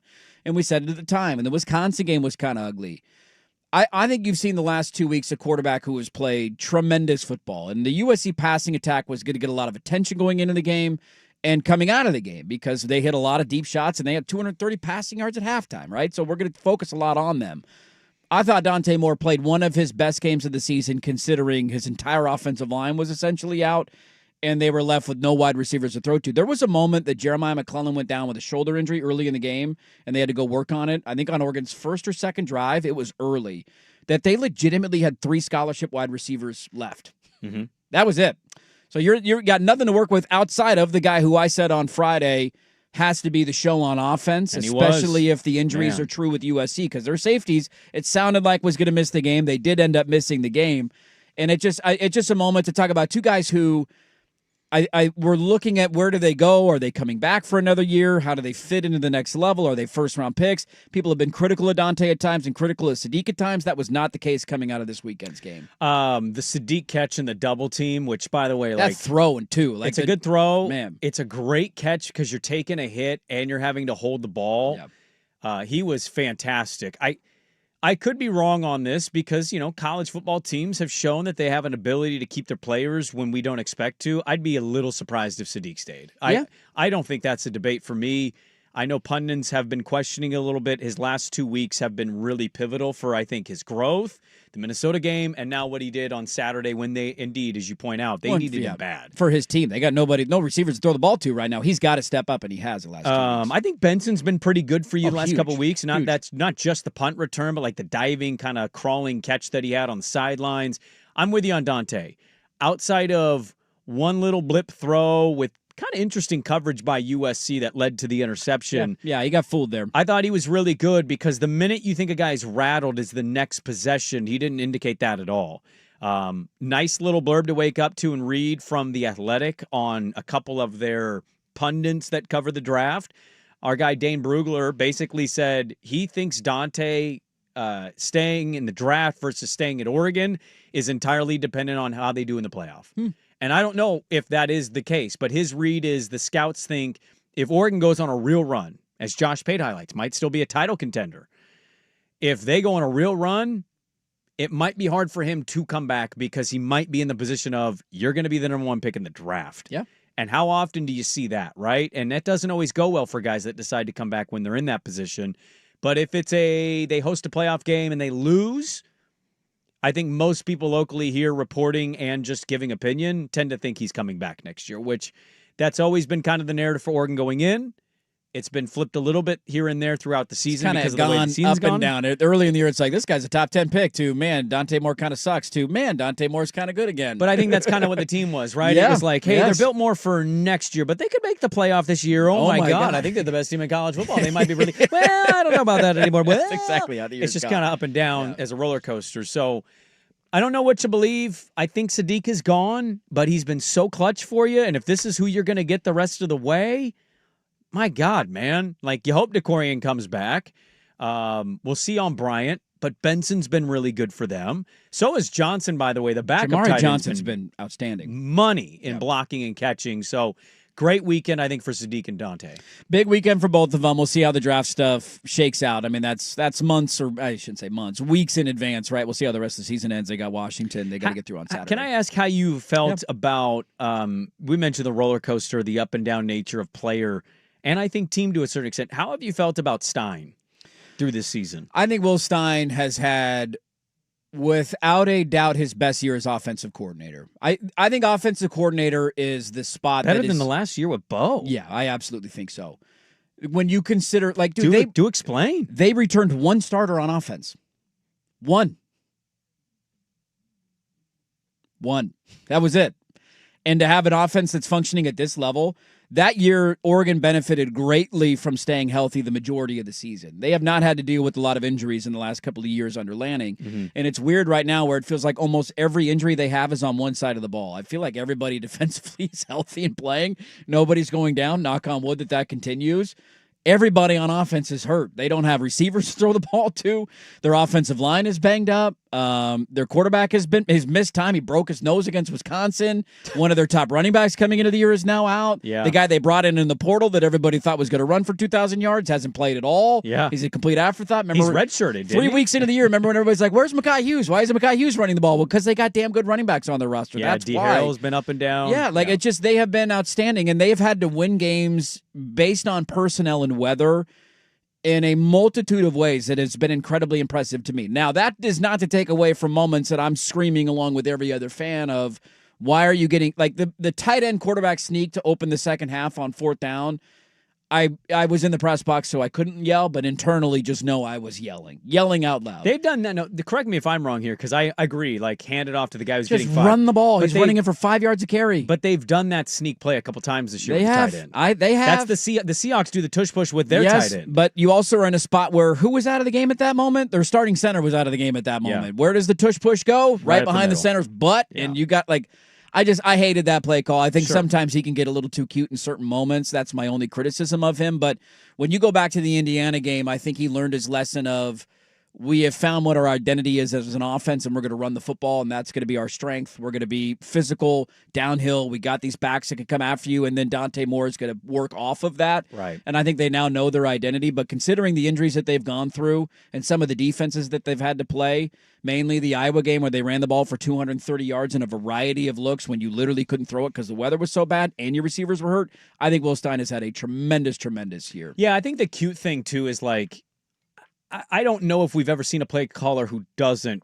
Every single one of them's going to have right? a moment where they get a wild hair up their nose and they want to call a trick play. And by the way, sometimes it works, sometimes it doesn't. And that's the thing, is cute is really subjective. It's all based on results, right? Yes. So like, it's easy to say, and I feel why you're that way, of like watching, like, why would you run with that guy instead you have a better player? But to your point, if it works, Well, the Giants did a cute play to score first against the Lions, but if that play doesn't work, that looks like a stupid ass play. It's like, let's do a double reverse back to Jameis toss that goes deep to Robinson. Yeah, and if that's picked off, it's a stupid play. Use USC as an example. In their loss to Notre Dame, they tried the wide receiver pass play in the rain, and Mekhi Lemon fumbled the ball, and they turned it over. And what happened this weekend? They called it again, and Mekhi Lemon threw a touchdown pass. I think if we're being honest with each other, and I know it's not the same playing video games, we all did trick plays playing video games. Yeah. I mean, it's impossible not to try some stuff once in a while, and if the tight end push, you might not like it in general. If it succeeds, we're not even bringing it up. Totally fair. That is the blessing and the curse of analyzing a play call. 100%. Because nobody says a damn word if the play works, but if it doesn't, it's immediately, why the hell did you call that? And we're all guilty of that as fans. But I think he's had a really, considering the injuries that they've gone through, I'd be curious throughout the course of the week just to watch who's going to be able to play against Washington. World played about 16 snaps, so he should be able to play. He didn't get re-injured during the game, so he should be okay. Poncho got kicked in the back of the leg. He was on the sideline still hyping up his boys, seeming like he was going to go, and I Yeah. wondered if that was more similar of like, hey, Pickard came in and he's doing fine, so let's just see Like if Dante we need against you. Wisconsin, yeah, right? like we think we can win this game without you. Harkey's been dealing, he missed the Iowa game and he got rolled up on. It looked like an ankle injury. None of them are season-ending, so that's the encouraging sign, but how many of them will be available on Saturdays? Your guess is as good as mine. Unfortunately for your program, we don't know what is season-ending there because they don't tend to want to announce that stuff. That is true. I just think, given what we've seen against Washington, getting a DeCorian and a Gary Bryant back, I don't know where either of those guys are. I thought we would see DeCorian this weekend, but we didn't. And that was a non-contact injury, according to the sauces of the message boards out there. Yes. So you get them back, and it kind of be what Pate said, right? Like, they should be, for most people, in the title conversation. If you can run the football like that and you can play elite defense, you should be in the conversation. They also might be sitting in a spot where they don't get that recognition, but they're also getting healthy at the right time. Yeah, I think they're a team that if they get healthy, they're a team you definitely don't want to face. If they're this banged up going into the playoffs, It's a wild card. How long can you go? I don't know. Playing USC's defense is a little bit different than playing Notre Dame's defense, if you will. But I wanted to give the flowers to those two guys. Like they desperately needed Sadiq to have a big game. He was massive for them in so many different ways. And Dante had to your point, the one throw where he just got kind of confused by the coverage and a nice play by Urlacher to tip it, make the play, and catch it. But outside of that, there were not a lot of balls that were in harm's way. I thought the first touchdown to Sadiq under pressure off play action was a great throw. The one that you mentioned that he held on to in double coverage was great. He had one down the field in a tight window to McClellan. Like he made a lot of NFL-type throws this weekend. And I think it was a spotlight game for him, to the point on the NFL conversation of that was really the only juicy matchup in all of college football this weekend. There were a lot of eyes on that game, and he showed out. He had a great game. I don't know if you went back and rewatched the whole game. I did. You did? I did. Okay, so if you're fast forwarding through commercials, I don't know what you remember. The broadcast dropped to just a golden nugget. I'd like to have Kenyon Sadiq on my team. Thank you. Thank you, Gary. I'd also like a guy built Thank of you. stone, catching every football above his head as if it's no big deal. It's a little tennis ball to his hands. I was standing about 5 feet away from him pregame as he goes through like a band warm-up routine where essentially one of the trainers holds him back and he's doing these, side shuffles and different things to warm up. And Who's he? Is he the most impressive specimen physically you've ever seen up close? Like Darnell Washington, the tight end at Georgia at the time, was just so big that you're like, that guy's a tight end. And I think he was number 0 at Georgia, if I'm not wrong. I can't remember off the top of my head, but I remember just being like, holy crap, Oregon's in for a long day just because of the sheer size of him. When you see Sadiq and you realize how good of an athlete it is, it doesn't compute in your brain. Yeah, like if I was to do measurements his pants were ripped in the his pants around his he's wearing hamstring. Incredible Hulk pants. He's wearing pants that are going to get ripped because they're too small for him. It just was like you're already bursting out of everything and the game hasn't even started yet. Your measurements at the combine mixed with tape. Good luck to any NFL general manager, but I'll tell you, if I need a tight end and I'm in the middle of the first and nobody's offering me trade stuff, how do you not watch the touchdown catch with 2 defenders? He's just holding the ball up above his head, getting hit by 2 guys and coming down screaming. Yeah. How do you not? Yeah, I'm going to roll the dice with I'll this take guy. that guy. I'll take that guy. Is he Kyle Pitts? Is he Gronk? I have no idea. Somebody made the comp recently that I thought was pretty good. Now, this is a lofty thing to live up to in the NFL, but use Vernon Davis as an example of a guy who's like Just a a freak stud athlete, freak athlete, good yeah. blocker, Yeah. can run away from you. Like you can line him up at wide receiver and be okay. And I was like, that's a good comp. It took Vernon a couple years to adapt, but once he did, especially under the Harbaugh we era, want winners. Yeah. We want winners. He got ejected from a game by He his did. coach. Yes, he did. And then his coach took his pants off in the locker room. And next year he cried because And he then got he a did. game-winning touchdown playoff pass. One last note on the game, and then we'll go and we can make fun of Danny for it appears being a bet welcher. Maybe. No face paint. Okay. He's double dipping the bet, I would say. Oh, okay. So he's wearing a green polo. I didn't hear what he said because we were coming back. He Yeah. walked in right at the end. Wearing a green polo. Okay. His makeup order on Amazon did not arrive, so Got he's it. still going Well to done. pay off Okay. the makeup, but also give you your green polo. Totally fine. We A little didn't taste. We didn't say what day it had to be, and he's got a Blazer game tonight. I'm totally fine with the face paint being tomorrow. One last note on it. You know me. I'm a good troll. I love a good troll. Love a good petty. I'm a pretty petty person. Oregon's captains for the game. They sent out 3 captains for the game. Bear Alexander, who is the best defensive lineman on the field, you can argue. Emmanuel Pregnon. You know what their last school was? Where did they come from? USC. And then Mateo Uiagalelei, who grew up in the heart of Los Angeles, People thought and was going to everybody USC, thought was going to go to USC. That was Dan Lanning's 3 picks for captain. Well, on and I know Saturday. somebody tagged us because I also caught wind that when they scored a touchdown, they played They Not Like Us. They played They Not Like Us the entire I game. think we know what the us versus them will be this week. I think we get a theme. I think they're not like us. That's the theme of the week. Let's get into the Blazers. 1-1 over the weekend. They take on Milwaukee tonight. That is still to come. But first, here's us with a update. This is a Rivalry Week edition of Dirt and Sprague, brought to you by Roto-Rooter.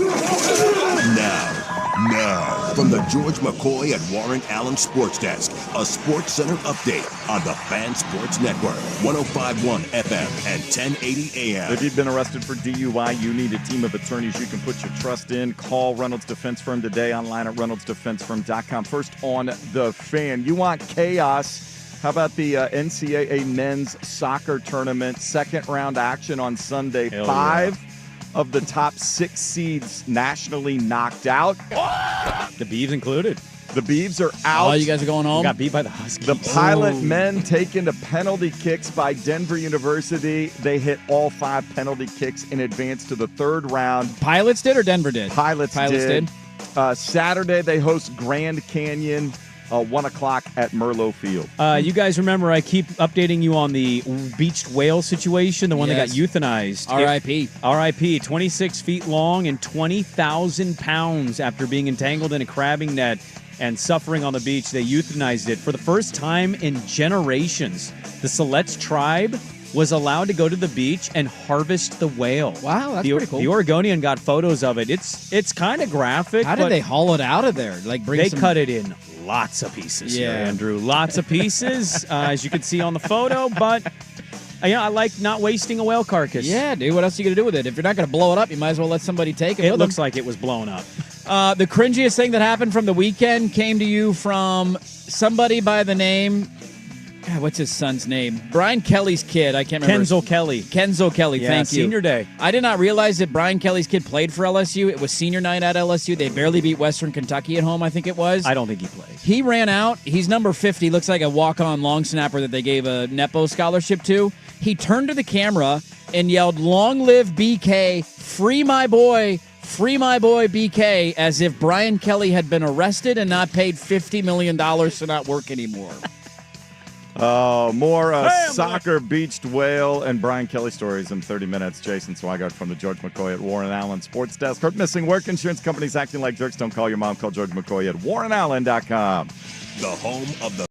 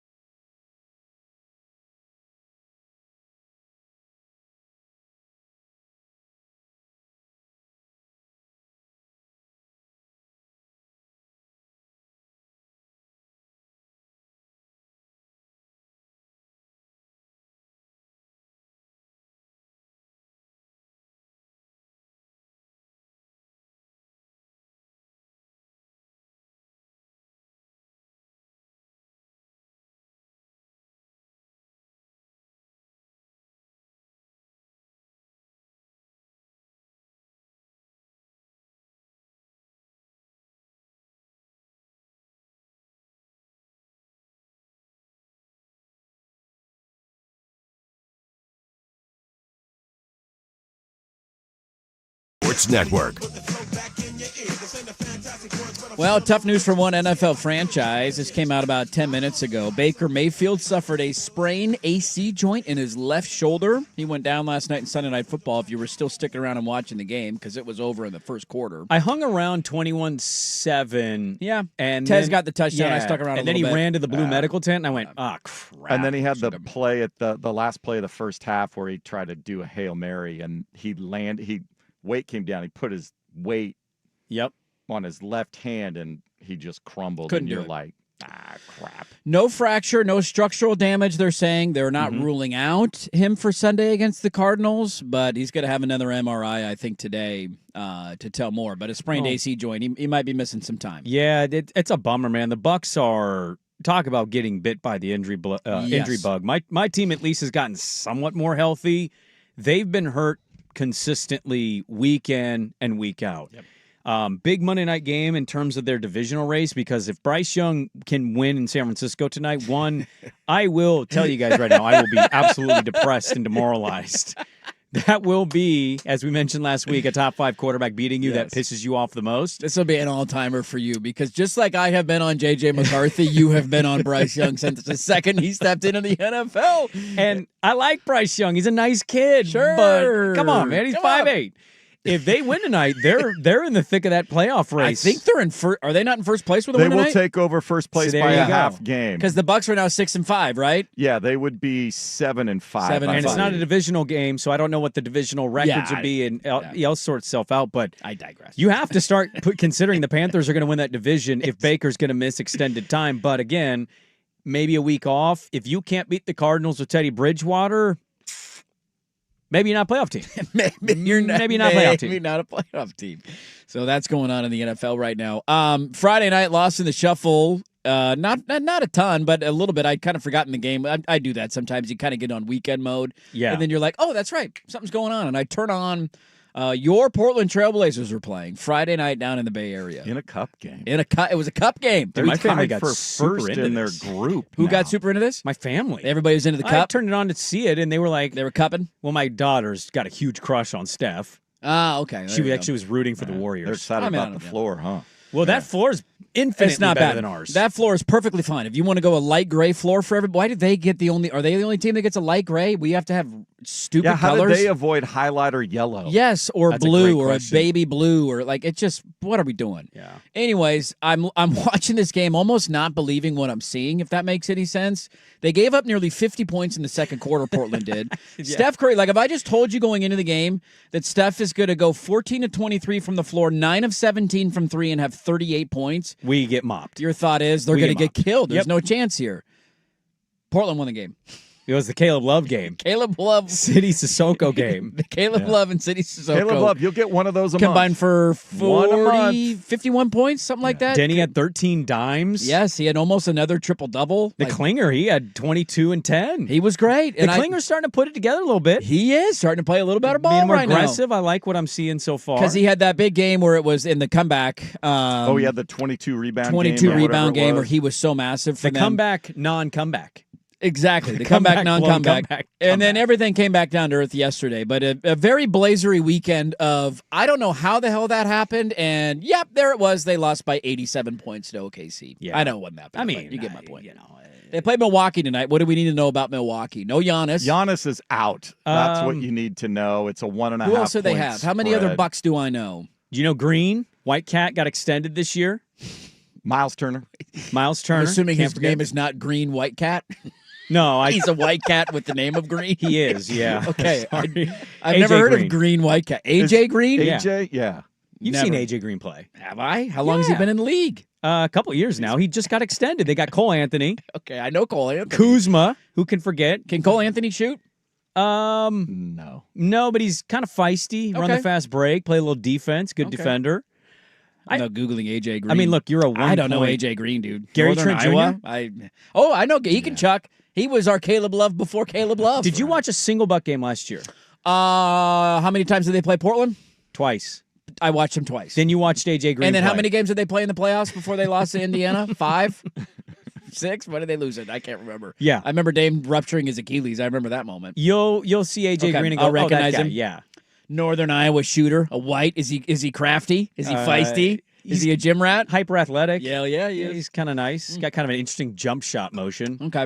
I mean, it's an opportunity to win another game, but you're a 1-point dog for a reason. They are a 1-point underdog. What do you want me to say about them? I don't know. I'm what just to asking. Make of them. It's literally every game, whether it's the Bucks without Giannis or the Warriors with Curry. It kind of doesn't matter. No. Is Caleb Love going to get hot tonight? Is maybe the only thing that matters for the outcome of this game. I'm going to assume they get railroaded until they don't, and then Sissoko and Caleb Love win the game for them. Giannis, Kevin Porter Jr.'s out too. Yeah, I don't think Porter's played a whole lot. I mean, they got some injury breaks right now because they are banged up, but you're taking on Milwaukee without Giannis, and then your next game is San Antonio on Wednesday night before Thanksgiving, and there's obviously no Wemby in that game, and so you get back-to-back teams without their best player, so you got that going for you. You know what you need to know about Milwaukee? They've lost 6 of their last 7 games since Giannis went down. I'm assuming, or he was they're down 8-9. Yeah, somewhere in that timeline. All right, well, they're in action tonight. Early start. I love those 5 o'clock tip. We'll talk about it tomorrow. Keep an eye on their point guard too, Rollins. Because I haven't watched all the Bucks games, but Rollins has been a nice little story for them this year. Okay. Not as hot lately, but he had a nice start for himself. Their starting lineup's going to be Portis, Kuzma, Turner, Green, and Rollins. Okay, all right. And then you've got Jericho Sims off the bench. Is Thanasis going to play? Thanasis played 2 minutes in the last game. Yeah, he did. Andre Jackson's a sneaky little player. Gary Trent Jr., Cole Anthony. See, this is why you're here. I needed my Bucks scouting report. Now I know what to know. Yeah, but you don't know what Portland's going to be. That is true. Well, I do. I don't know how they're going to play, but I know who's playing. Donovan and Denny, save us. And then Caleb, please make your shots. Danny said something last week that made me laugh, but I actually think is 100% spot on. Like, there's a level of respect for a guy like Caleb Love having the confidence to never stop shooting. Why would he's I just agree with never that, like but why would because he not have that? Because there's a lot of players that don't have that. Like you start 0 for 4, there's a lot of guys that get trigger, like you're scared to pull the trigger again, and you start passing. It's like, dude, you were on this team to do one thing and one thing only. We have nobody that can score off the bench right now. You're really the only one. So if you don't do it, we got nobody else. And he's either going to go 1 of 11 or 9 of 14 and score 29 points. That was his entire career at North Carolina and Arizona. Yeah. Every time you watch, I'm still butthurt because he knocked Oregon out of the tournament, and it was a good Caleb Love game. He came out and made his shots. He's a mini Chuck And then the person. next night, he's 3 of 16. But he will never not shoot the ball. How many times in Caleb Love's life has he got on the court and not been the best player? That's a good question. This is probably the first year of his life. Without a doubt. So why would his mindset not be, it's Caleb Love time, baby? That's his whole basketball life. He for sure talks in the third person, too. 100%. He looks in the mirror. Love's going off tonight, baby. He is the meme. He looks in the mirror and goes, it's you. You're going to win the game. You get in there and make it about you. You've got this. That's his whole existence. I just love watching it when he's on a heater, and I laugh when he can't get it, but he doesn't care. He keeps shooting. That was one of those Blazer memories you'll have of a vintage Steph game in their arena that the NBA is trying to tell me counts more than a regular season game, spoiled by Caleb Love. Do you guys buy the Warriors as a contender in any way? Not really. Because Jimmy hasn't felt like playoff Jimmy since playoff Jimmy. You know what I mean? Yeah, they have a vibe of them of like the regular season, like just get him in the dance and then see what happens. Well, good luck with that feeling, with that Thunder team and the Nuggets. I know. The Thunder seem like a wagon. So I think they're nobody's beating them. Yeah, I don't think they might go 81-1. They very well could. And that one loss came too? Us. That's right, baby. Down 22. Blazers back in action. Monday Night Football is tonight. We'll get to that and some final NFL thoughts as we close it up on a Monday next. 105.1 FM The Fan.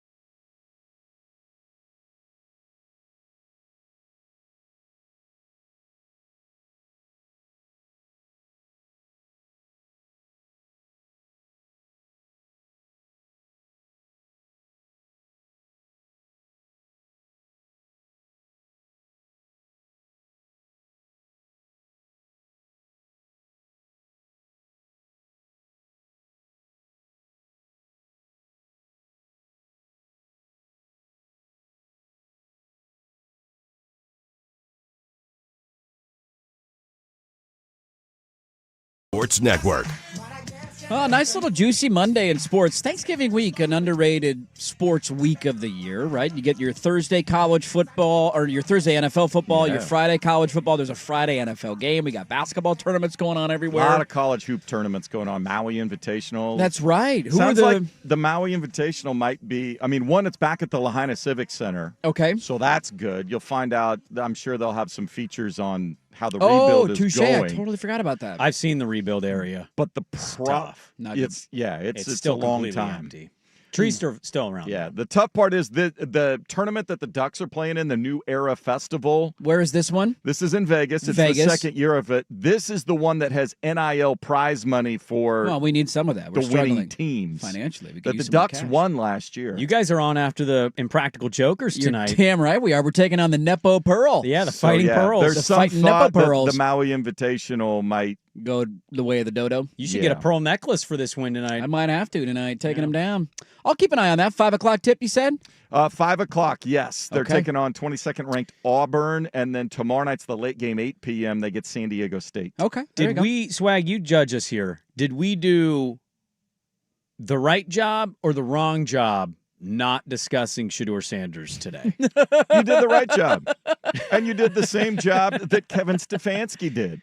Yeah. He was focused on the defensive effort. Miles Shedeur Garrett was fine this weekend.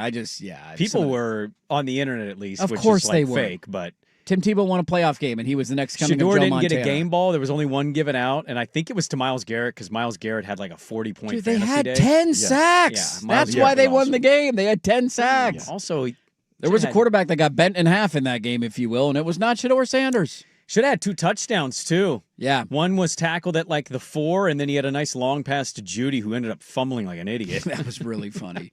Yeah, I mean, he was good. He was good in the game. Some of the stuff is a little over the let's just give it a couple It's weeks a sample no-win size, see where it goes. situation for Stefanski. I disagree. It was a win situation. They won the game. They did win the game. Yeah. They did It's win a the game. team effort. Are they happy that they won the game and cost themselves draft positioning? Well, We've now reached that time of year. that's certainly a fair thing. Because they're to not be going wondering. anywhere. Do they want a top 5 pick? Well, what's the order right now? I Is it believe still I saw- Titans 1? I think the Titans Titans are are still 1. Yeah, the probability says the Titans have the best chance And I don't at the know number if 1 pick. Vegas is now 2. Here, let me see. It's bottom. Vegas was top 3 for sure. I know So it'd that. be Titans, Giants, Jets, Saints, Raiders. Wow. Browns are tied with the Cardinals and the Commies at 3 and 8. Yeah. Vikings right now would be a top 10 draft picking team. Well, once you get that 10th pick, though, then you uncork the bottom. Then it goes. He just like needs that. more weapons. Niners and Panthers on Monday Night Football. Are we excited for Niners and Panthers? I know your answer, Sprague. I don't know that we're Well, excited. We're curious. Most of Curious. America shouldn't be excited for this game if we're the being honest. outcome is important. 7-point line on the game still? I saw Oh, 7.5. stay away. 7.5. It's gone down to 7, but Well, It's yes. north of a touchdown now? Rolling on that. Might do alternate spread, minus 28. Roll Niners. Might be Niners, minus 45. Break that little boy. The result of this Bryce game, Young beating the Niners incredibly tonight. important. Oh, I'm going to tell you right now, if they win, I deserve to be trolled. Yes, you will be trolled. And I will be in an absolutely sour-ass mood tomorrow. It will make or break my Tuesday. Because this might make or break them 7.5 making the right playoffs, now. too. Yeah, 7.5. I'm rolling the Niners. You're rolling the Niners tonight? Hey, they're not a very good team on the road. No, I mean, look, the Panthers are not good. You know, we all know how we feel about the Guard Panthers on this show. McMillan, and you should be okay here. But Rico Dowdle also Dowdle's having a good year. Yeah. So that's going on tonight. Monday Night Football, college basketball tournaments tipping off. Yep. It's going to be a fun little Monday night. Thanks, everybody, for tuning in today. Short week, quick work week for us. Only 2 more shows to go. I know. I'm sad about it. We got to talk after the show. We want to jam into the next 2 days. How many segments can we get in? I the think mail? we need to go Ole Miss this week.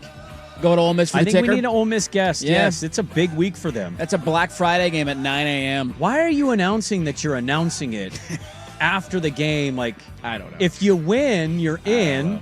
I know. And then what if the announcement is not good news? I know. I know. Quite a Good luck. jam's worth we got ourselves Good in luck, here. Ole Miss.